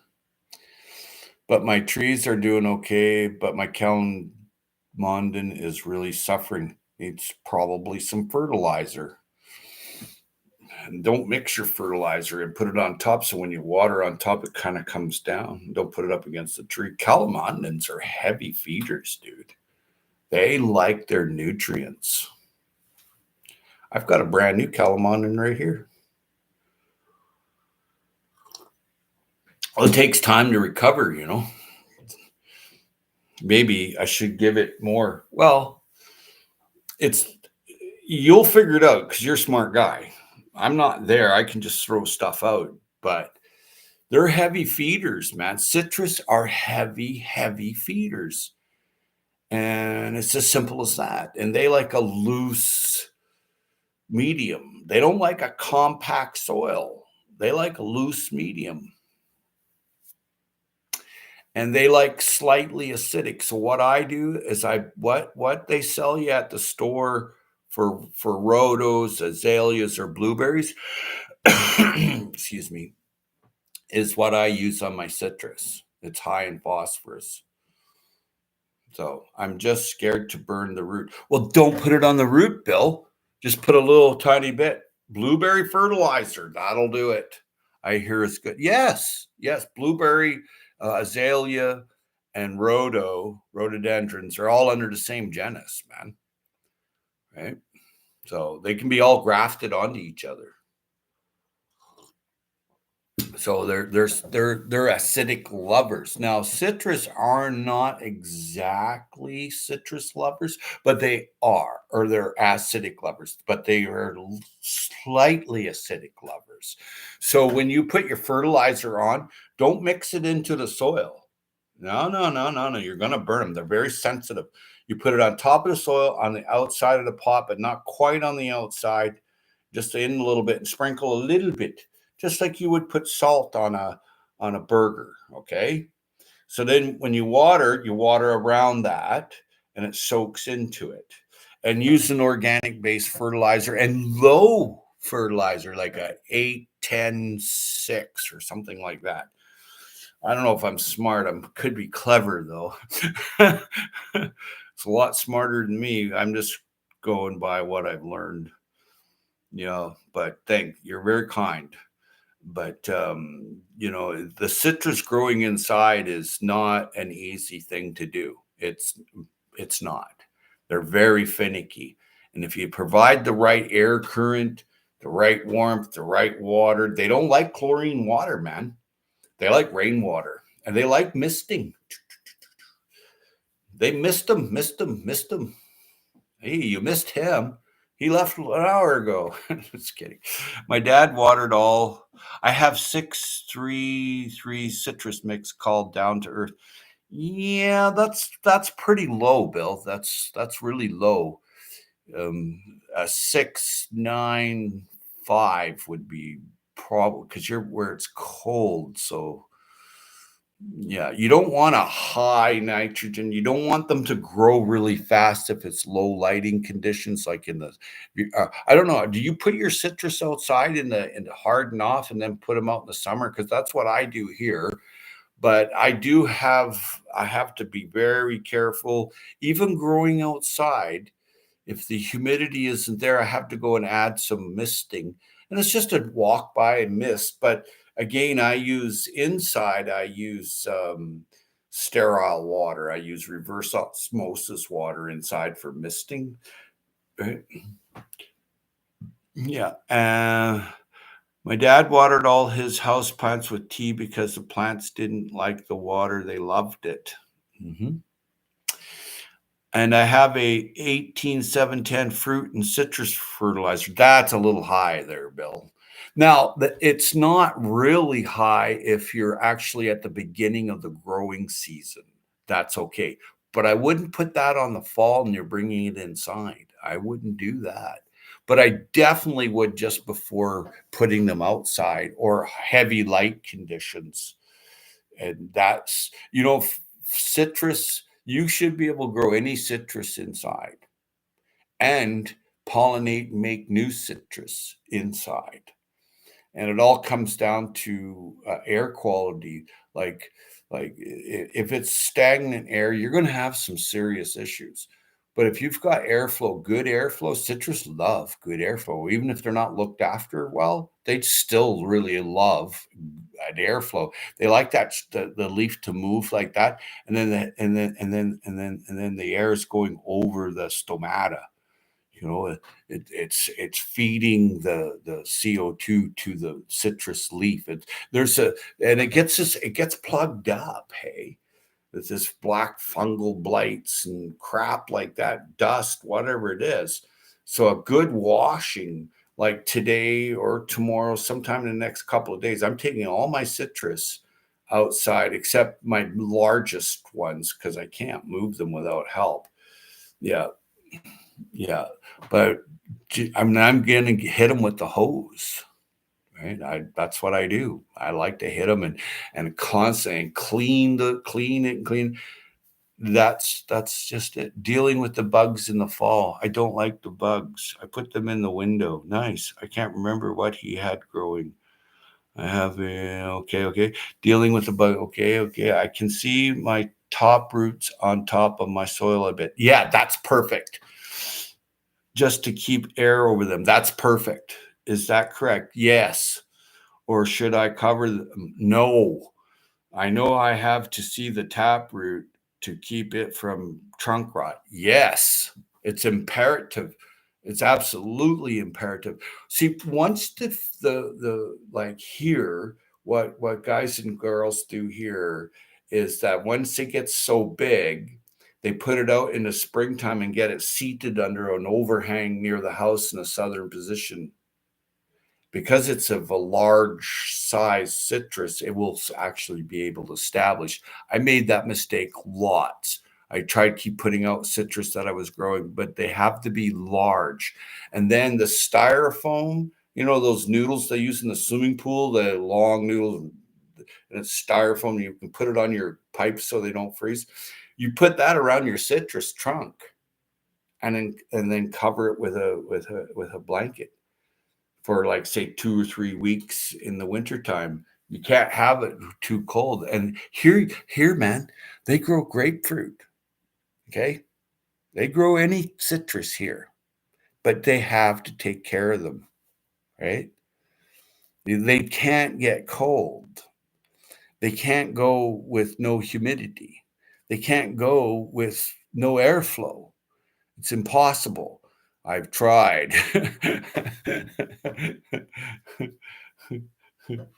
Grapefruit is hard to grow. Do you know what?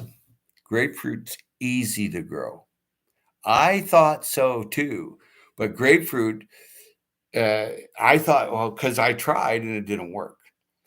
The secret to it is go buy a grapefruit, the biggest one you can get. Get the seed from it. Let it sit for until it starts getting hard and like it's starting to dry up. Then cut out and take the seed. I saw this old man do it, and he has grapefruit, and it's not easy because they're really big leaves. They're a big tree. It's not a small little tree, and I couldn't do it, but now I could. I can if I wanted to because I've seen it done. But they grow really well if you know what you're doing. But if you don't know what you're doing, it's a problem. But how he told it to me was that the plant really wants to live and grow. So it's actually starting to sprout inside the grapefruit. That's how long he left that grapefruit for. He got the seed and then he planted it. And well, today he has huge grapefruit trees. It is under semi-glass, and he does put on like lights, those big Christmas lights onto it, and he covers it up with the styrofoam. And he's got like 20 footers. So, well, maybe not that big, 15 for sure. But yeah, more hardy. Yeah, crazy. Yeah. I don't grow them, but I also had the same problem with Meyer lemon. My Meyer lemons grow really well here, but I hear the improved Meyer lemon is better. Yeah, the improved one is better. It can go down to like -12 for like 2 or 3 weeks, and it still grows. So, but the old Meyer lemon couldn't do that. I'm going to buy a pink variegated lemon again. Interesting. I've heard of it, but I've never seen one. Citrus growing is a whole field in itself. It's as simple as that. But what goes really well with citrus is a vine. Yeah, they don't like sunlight that doesn't get to the center of the citrus. The citrus loves the sunlight to hit the trunk and the bark. They love it. Yeah, yeah. But a vine grows really well on a citrus. Citrus like say lemon, or not, let's say like some citrus, they'll grow a glow kit to protect itself. How smart is that plant? Very. So what does it happen when you put a vine onto it? Well, it thinks, well, that's added protection. Holy schmoly, this plant's thinking? Would appear so. I mean, why does a plant grow a thorn? Well, to protect itself from, ruminants and whatever that's going to eat it. Well, they're pretty smart, I'd say. My cacti are easier to deal with. But hey, who is this? Hey, look, it's Loopy Larry. Well, let's go and see who you are. I don't know why you would come here and say that. Oh, he has oh my. Really? Dude, get some help, man.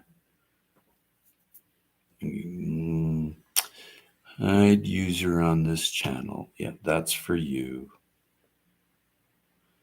Yeah. Wow, buddy. Don't come here. You're not welcomed. You've got some serious mental health issues, dude. Go. Something wrong with him. Yeah. Like, that guy really needs help. And he ain't about to help himself. So don't come here, please. Please go and crawl under the rock you come out of, bud, because you will never be welcomed here. Not unless you can get a certificate from a psychiatrist that says you're sane. Until then, don't even bother. Go. Don't go away mad, just go away. Yeah. You're just not welcomed. That must be an awful feeling. You kind of feel alone in the universe? Good. You deserve it. Insane. I never thought of putting a vine up the tree. Well, yeah. It wants to grow more because now it's got competition too. Some plants develop a sense. Oh, there's good vibration here. Let's grow better. People play music to their plants. I put a grapevine or a kiwi vine in my best fig for an experiment. I get a ton of figs and I get a ton of kiwi. Why? They like each other. There's security. The kiwi needs a tree to grow on, and the fig needs protection and stability. It's holding it in place. It's not getting beat up all the time by heavy winds and stuff. It's got an anchor. Yeah. Question. They're competing. Yeah, so they're going to grow better. Laugh out loud makes sense. I would put a passion fruit next to a citrus, and you can keep it pruned down, but let it grow a little bit, and then you got a few passion fruit, something like that. And it's all experimental. I mean, what I grow here is going to be different what you grow there. It's as simple as that. Yep. But I love growing citrus and bananas too. And I've grown coconut for 3 years. I have a fig next to my citrus. Smart guy. Yeah. Figs, they're a whole ball game in itself, And I'm still learning. I'm still learning about figs. They're the oldest fruit known to human beings that have been cultivated. Figs. Yeah. Figs and dates. But mostly figs was the first fruit. They don't call it an oasis for nothing, right?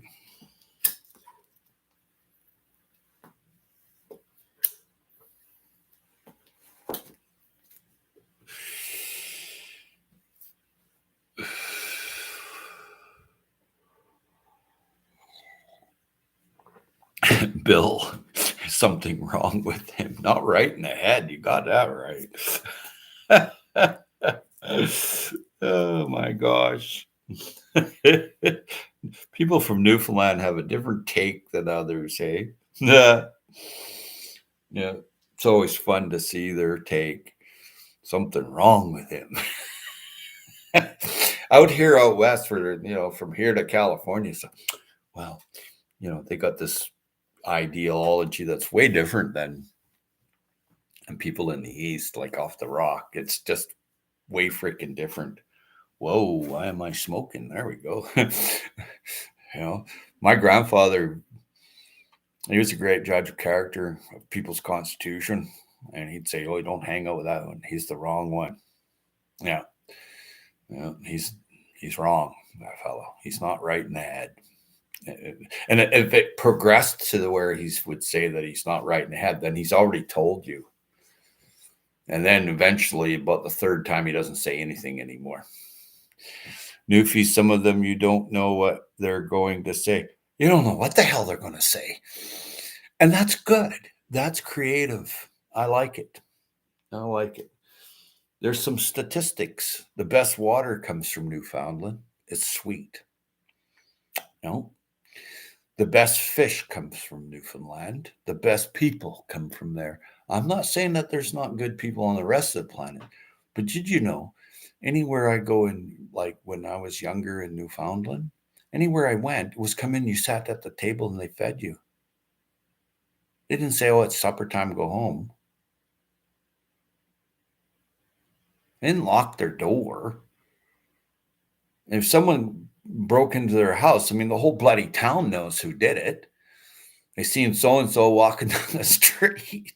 They have the low crime rate. They might have 1 or 2 murders a year.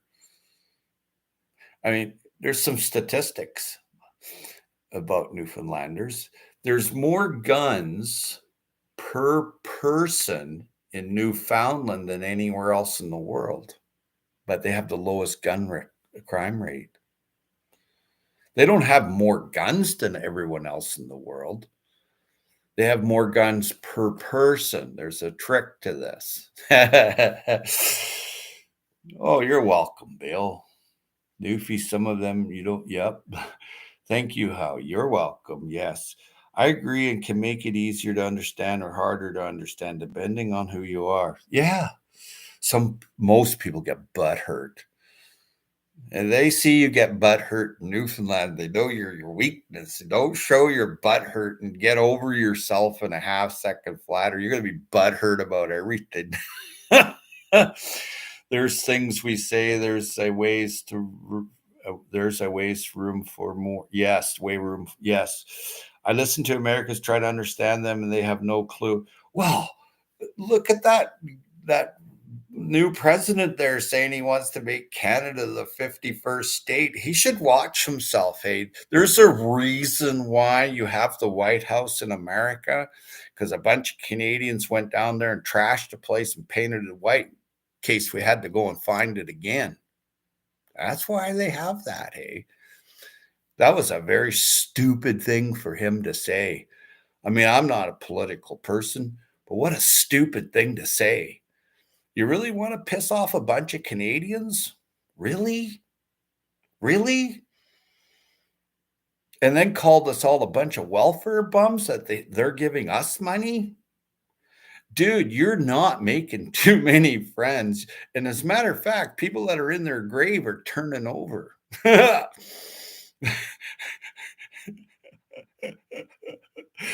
That was the stupidest thing that he could have ever done in his entire career. And he's done a lot of dumb things. He's done a lot of smart things too. Like building that Space Force. That was really smart. Yeah. Yeah. And a couple other things he did too. But he does a lot of stupid things like keep your mouth shut. He's got a big mouth, but don't go pissing off the Canadians, man. You don't do that. Just remember the White House, hey. That's all you got to remember. Stay where you're to till I comes where I've heard that a lot.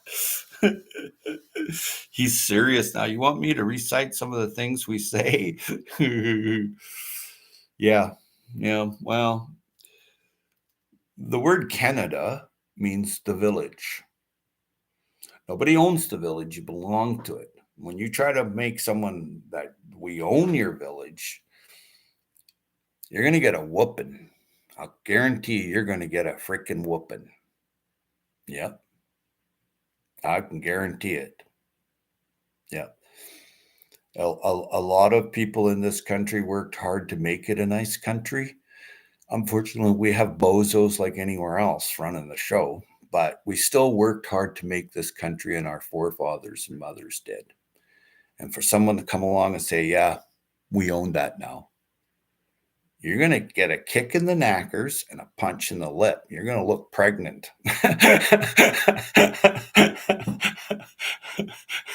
In a big hurry, because the chatter around where I was is like, who the hell does he think he is? You know, he listed all the reasons why. He's, well, we've got more milk, we've got more lumber, we've got more cars. Yeah, well, why is most of your population freaking starving, man? They don't even have a chicken to eat. Why? Really? You need to explain it? They do not teach why down there. Yeah, I know. 100%, Bill. Hey, imaginary line border. Yeah, not everywhere, but possibly could be even more as well, or stop completely, etc. Let me move my magnifier so I can see, etc. We have a side to what's on his end. We have a side to what's on his end. Yeah, some places it is imaginary line, even running down the middle of the road. Crazy. This is absolutely crazy. You know, there's one thing you don't do is try to own someone. As soon as you try to start owning someone, you've got money changers. Nobody owns anybody on this planet. We all belong to it. Once you start trying to say, oh, wow, that's going to be the 51st state, go soak your freaking head in some iceberg water somewhere, because you're a dumbass. You're not too bright at all. You got a big mouth now. Now you just put every Canuck out there on alert. They're coming. Yeah, I love them, the American people. I think they're beautiful people, and I love them dearly. Yeah, yeah, I have a lot of American friends. Yeah, to be like American or Canadian or German. That's a nationalistic ego, and a lot of the people in America, they love their country, and rightly so. It's a beautiful, beautiful country. Yeah, but Denmark. Hey there, Stormy Wind Wendy. Well, hello. How you doing? Good to see you.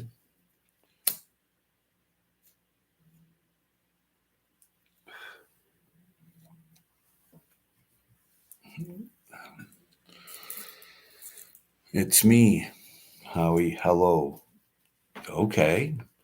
Let's go over and see who's here. It's Wendy. I think I've met you before. Yeah, that's you.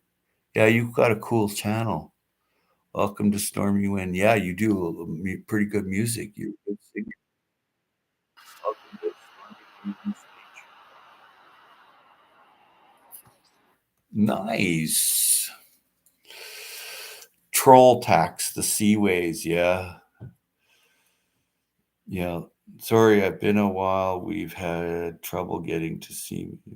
Okay. Yeah. Cheers. Welcome, welcome, welcome. I remember you. I've been to your channel before.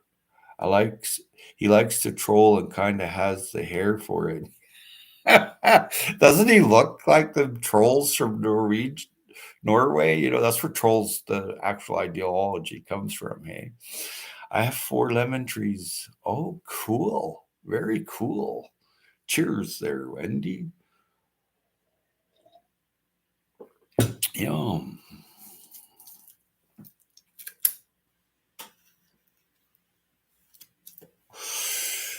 I think I found you recently in my, well, not recent, it's a few months back. I found you in my Google account, blocked. You were never in my YouTube, but you were blocked in my Google account. And what I did there, anybody coming and going from any known troll, I blocked, whether you were a troll or not, but I blocked. And that was the only way to stop the madness, was to block anybody coming and going from a troll account. Anything coming and going on their live stream, just block, block, block, block. So that's what happened to you. You never did me no wrong. You're a nice person. Great channel too. But unfortunately, you weren't the only one that was blocked coming from a bad channel. There was lots. I have over 500 or something like that. I'm sorry, but you didn't do anything wrong to me. So, Mr. Thielen, welcome, welcome, welcome, fellow Earthling. Good to see you there from way down under. I have 4 lemon. Oh, that's great. You still miss Brad. Who's Brad? Oh, I'm no upset. I love, anyway, hey, yeah, you're welcome there. You all right there. You know, you pretty much got to have an alligator skin to survive on the YouTube mean streets. It's not nice out there. Brad Outdoors, remember him and his wife? Yeah, I think they're in Ontario or something. I haven't been to his channel in a really long time. He comes over here once in a while, and a while back I had him up on my channel a few months back, so I know he's still here. That guy, I don't know him other than from YouTube. He used to come to your channel a lot. Yeah, he still does. I think he just sits and listens, and every now and then he'll pipe in that he's here. One time he came here a little while ago, but then the known trolls came following right after him. So I told him, I said, you got a lot of trolls with wrenches on your channel, man. And he looked a little hurt, hey. It's too bad, right? But that's just, you got to be like a true Newfoundlander and tell them the way it is. I mean, they're all nice until they figure you out, and then it's like, okay, you're shunned. So, and Brad's always welcomed here, and everybody and anybody's welcomed here, as long as they're not here being pessimistic, narcissistic, racist, abusive, curmudgeon. The list is really endless of what can't come here.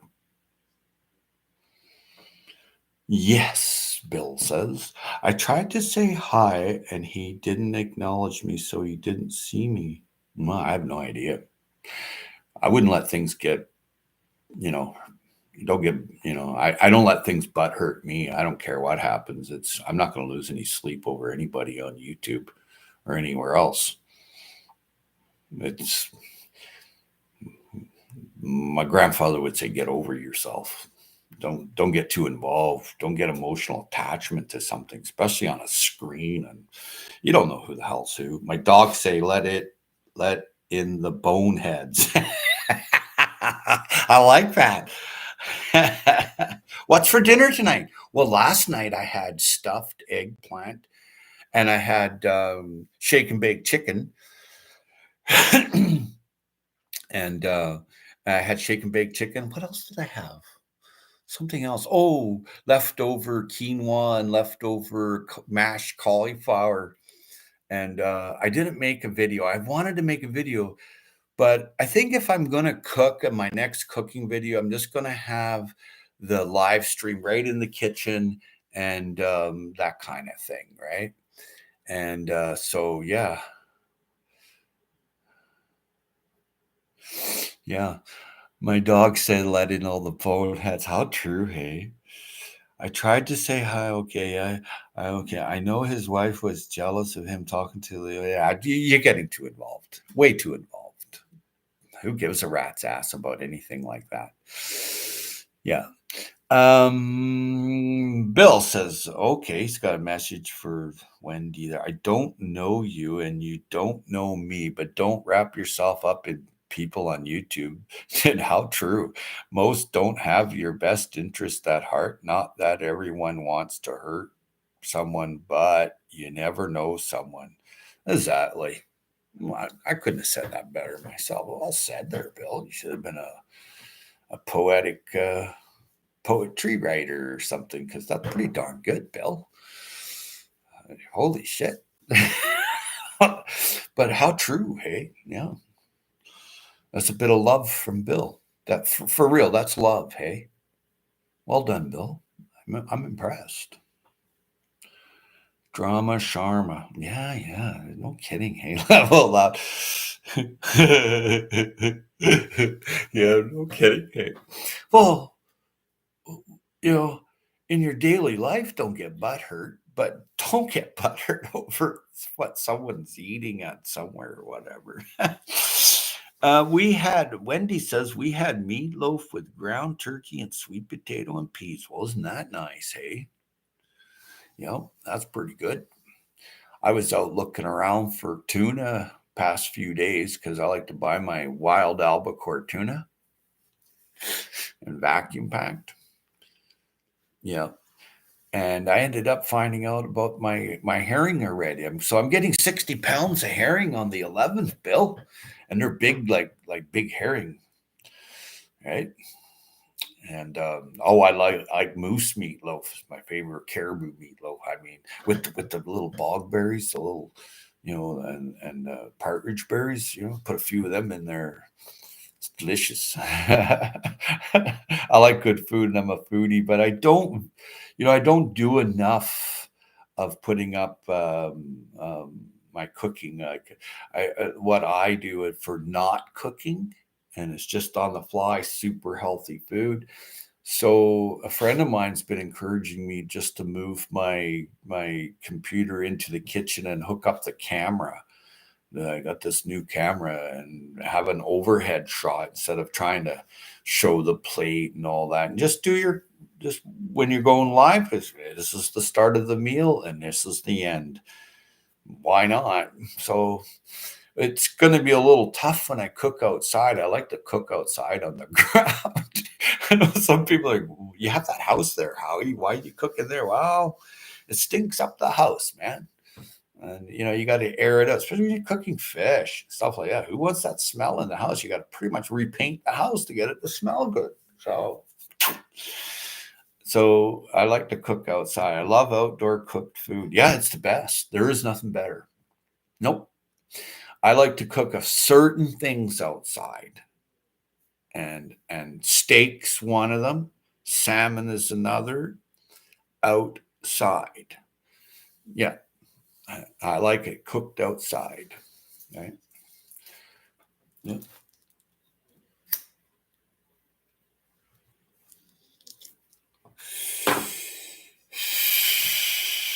Yeah, it's way better. Howie, you're making me hungry now. Yeah.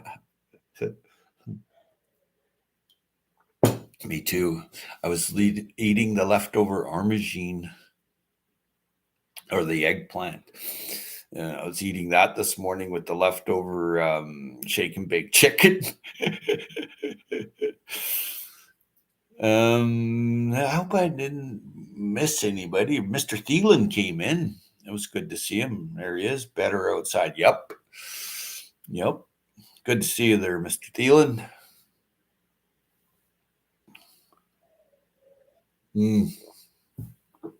Just waking up. My God, it's 4 a.m. here.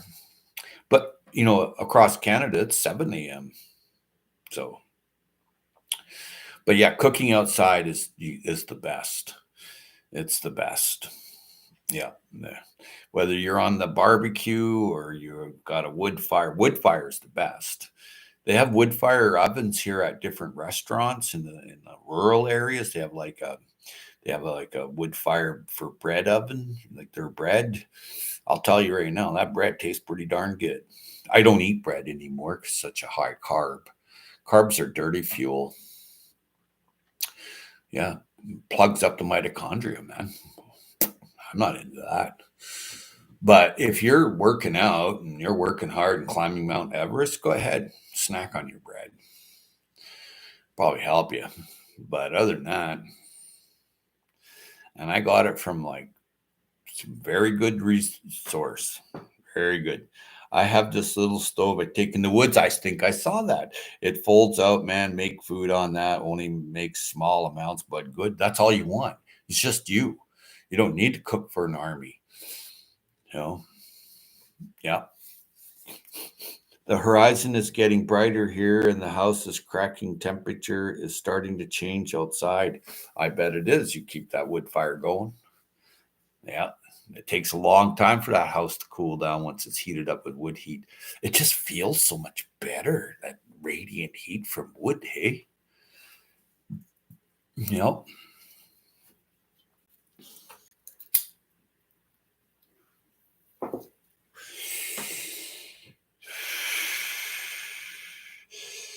Maybe Hungarian goulash sounds spicy with that cayenne pepper. And menu tomorrow, we are expecting more rain, so outside work is off limits. I bet, eh? It can get pretty muddy. I like rain. I love it. I actually go out and in the rain just to be in the rain. It's the negative ions that affects your biorhythm and your vibration. You have to have it. Caveman goes to bed late and I get up early. Keep it going when it's really cold out. Yeah. Oh, yeah. Oh, yeah. Yeah. Yeah. Yeah. Yep. The garden needs the rain. Yes. Well, microbes, if there's no moisture, they don't replicate and they recede. They become almost redundant. 11 p.m. here. Jesus, 4 a.m. here. So you're up late there, Mr. Thieland. You're a night owl. Gas heat would not work here right now. No, gas heat works good here, but you have to pay for like just storing it. Like if you used the gas heat here, you have to pay for the what costs the most is not the gas heat, the gas. That's cheap. What happens is they put this tier there that says, "Oh, we have to store your natural gas, so we're going to charge you for that." And they do. And that's where most of the money and taxes. Natural gas is relatively dirt cheap, but it's these people that add on all these other that doesn't have to go into the actual gas price, but it's just madness. Yes, as usual. Ah, so you're a night owl as usual. We have electric in bedroom and bathroom to kitchen. We have the electric stove to cook with. Yeah, yeah, yeah, yeah. The big thing about cooking food in the future for myself is the amount of wood that I will collect. And luckily in British Columbia, there's a lot of free wood. It's everywhere. You can even get a 4 cord hand logging permit from BC Forest. Oh yeah, here you go. Free. Yeah. Oh yeah, here you go. Well, it used to be. I don't know. I haven't done it for a while. So that's piped in gas or bottled. That again, bottled is really expensive unless you go to like a big box store like Costco and it's dirt cheap. But it piped in, there's a grid. And so what they do is they say, okay, we have to store this natural gas. So this costs us money. So this is a separate bill from your gas bill. Really? So that's piped in or gas or bottled. Well, bottled will cost you a lot of money. unless you go to a big box store, and then it's a lot less. Well, hello, Simran Gardening Vlogs. I'm enjoying your videos.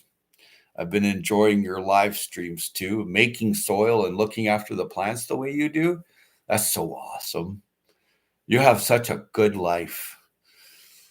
Like the live. Thank you kindly. And Wild Edibles is saying hello to Simran. Simran is a very nice human being. Not everybody nice like her. And she looks after her plants, her family, and she knows her YouTube friends, and they're making their way and growing their channels. And I really like anybody that makes soil. I really like that. Did I mention I really like people that make soil?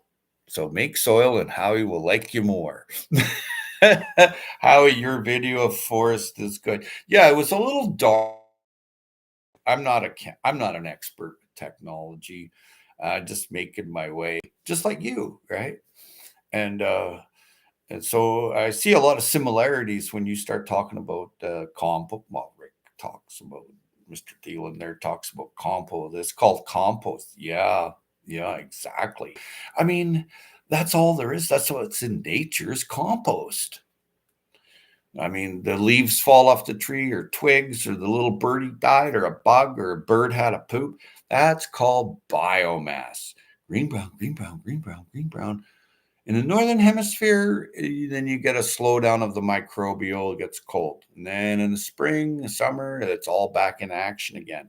And compost, man. And that's like Mr. Thielen says, it's called compost. Did I hear compost? Hey, it's a soil live stream now.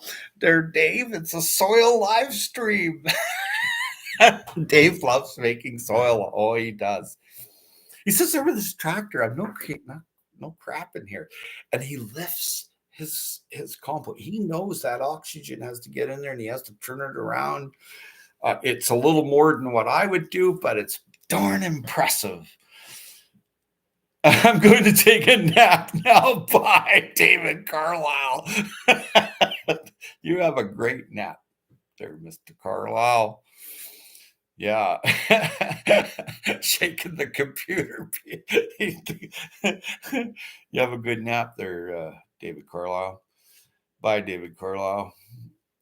Always a pleasure to see you. Yeah. So I forgot what the hell I was talking about. Oh yeah, soil. Simran showed up and talking about soil. Yeah, man, I love good soil, or as Mr. Thielen would call it, compost. It's all in how you're making your soil. I make mine with as little effort as possible. What that means, I'm ergonomic about my soil making. And any soil making, whether you're in Thailand using a garbage can and you're layering it, to Dave Knight in Ontario to flipping it with this forklift type tractor. And that's what it reminds me of. And it works. Dave Knight grows a lot of bloody food, man. And it's easy for him. He wants to do it that way. And I enjoy any way to make, like people that make soil for, or like worms. You see people worm farming. What's worms worth? Well, worms poop. Okay. It's very expensive. What do worms do? They break down food that you've broken down. They're the intestines of the earth. Anything to do with soil is worth money. It's worth money streaming, especially compost, like Mr. Thielen said, they're compost. You know, yeah, it's worth money. Soil is worth money. The blacker, the richer and spongier the soil, the more money it's worth, because then it's known that that soil is properly made. And when you go and watch Dave Knight's videos, you'll see him making soil and gathering leaves. Smart guy, smart man. But when you go see Simran Gardening Vlogs, she's there taking care of her plants and her soil, and they're container growing.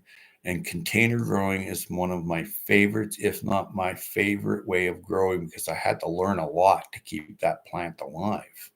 I had to get to know that plant. That's the big thing, man, is getting to know your plant.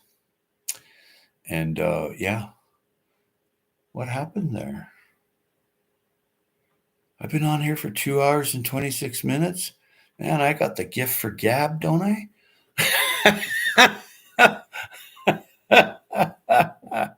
I better get going. I love container growing. It's my favorite, absolute favorite. I just did a tour of the food forest, but I went in through the house and showed the different containers and ways I bring the plants inside. Because some people, they don't like to bring plants from outside inside because they got bugs, they got this problem. Okay, well, you're smarter than a bug, right? I love container growing. Yeah, so do I. And where am I going? It's only 4 a.m. I better have a nap though. What do I got to do today? It's Wednesday. Oh, yeah. I got a couple things I got to do, but I should get going. Well, me too. Good night, everyone. Get some sleep, Howie. Mr. Thielen, always a pleasure. Take care. The leaves are breaking down nice in the garden. Yeah, yeah. Put the layers of leaves in. There was just a little thing that just went on my screen. Hats. Hats off to you too. Later, all. Take care, folks. Get up and grow in container gardening. It's mobile during SHTF, or it's mobile. Your soil goes with you. Y'all have a good day, good sleeps, and Wild. Good to see you, Wild. I love your containers. Yep, container gardening is cool. Making soil in a garbage can in layers is the best thing you'll ever do. You should absolutely make soil wherever you are. There's no excuse because you can't make a pathway soil bank or have a compost. There's no excuse. Put it into a garbage can and put a lid on it and layer it. Give it some love. Okay. Hugs and love. See you later.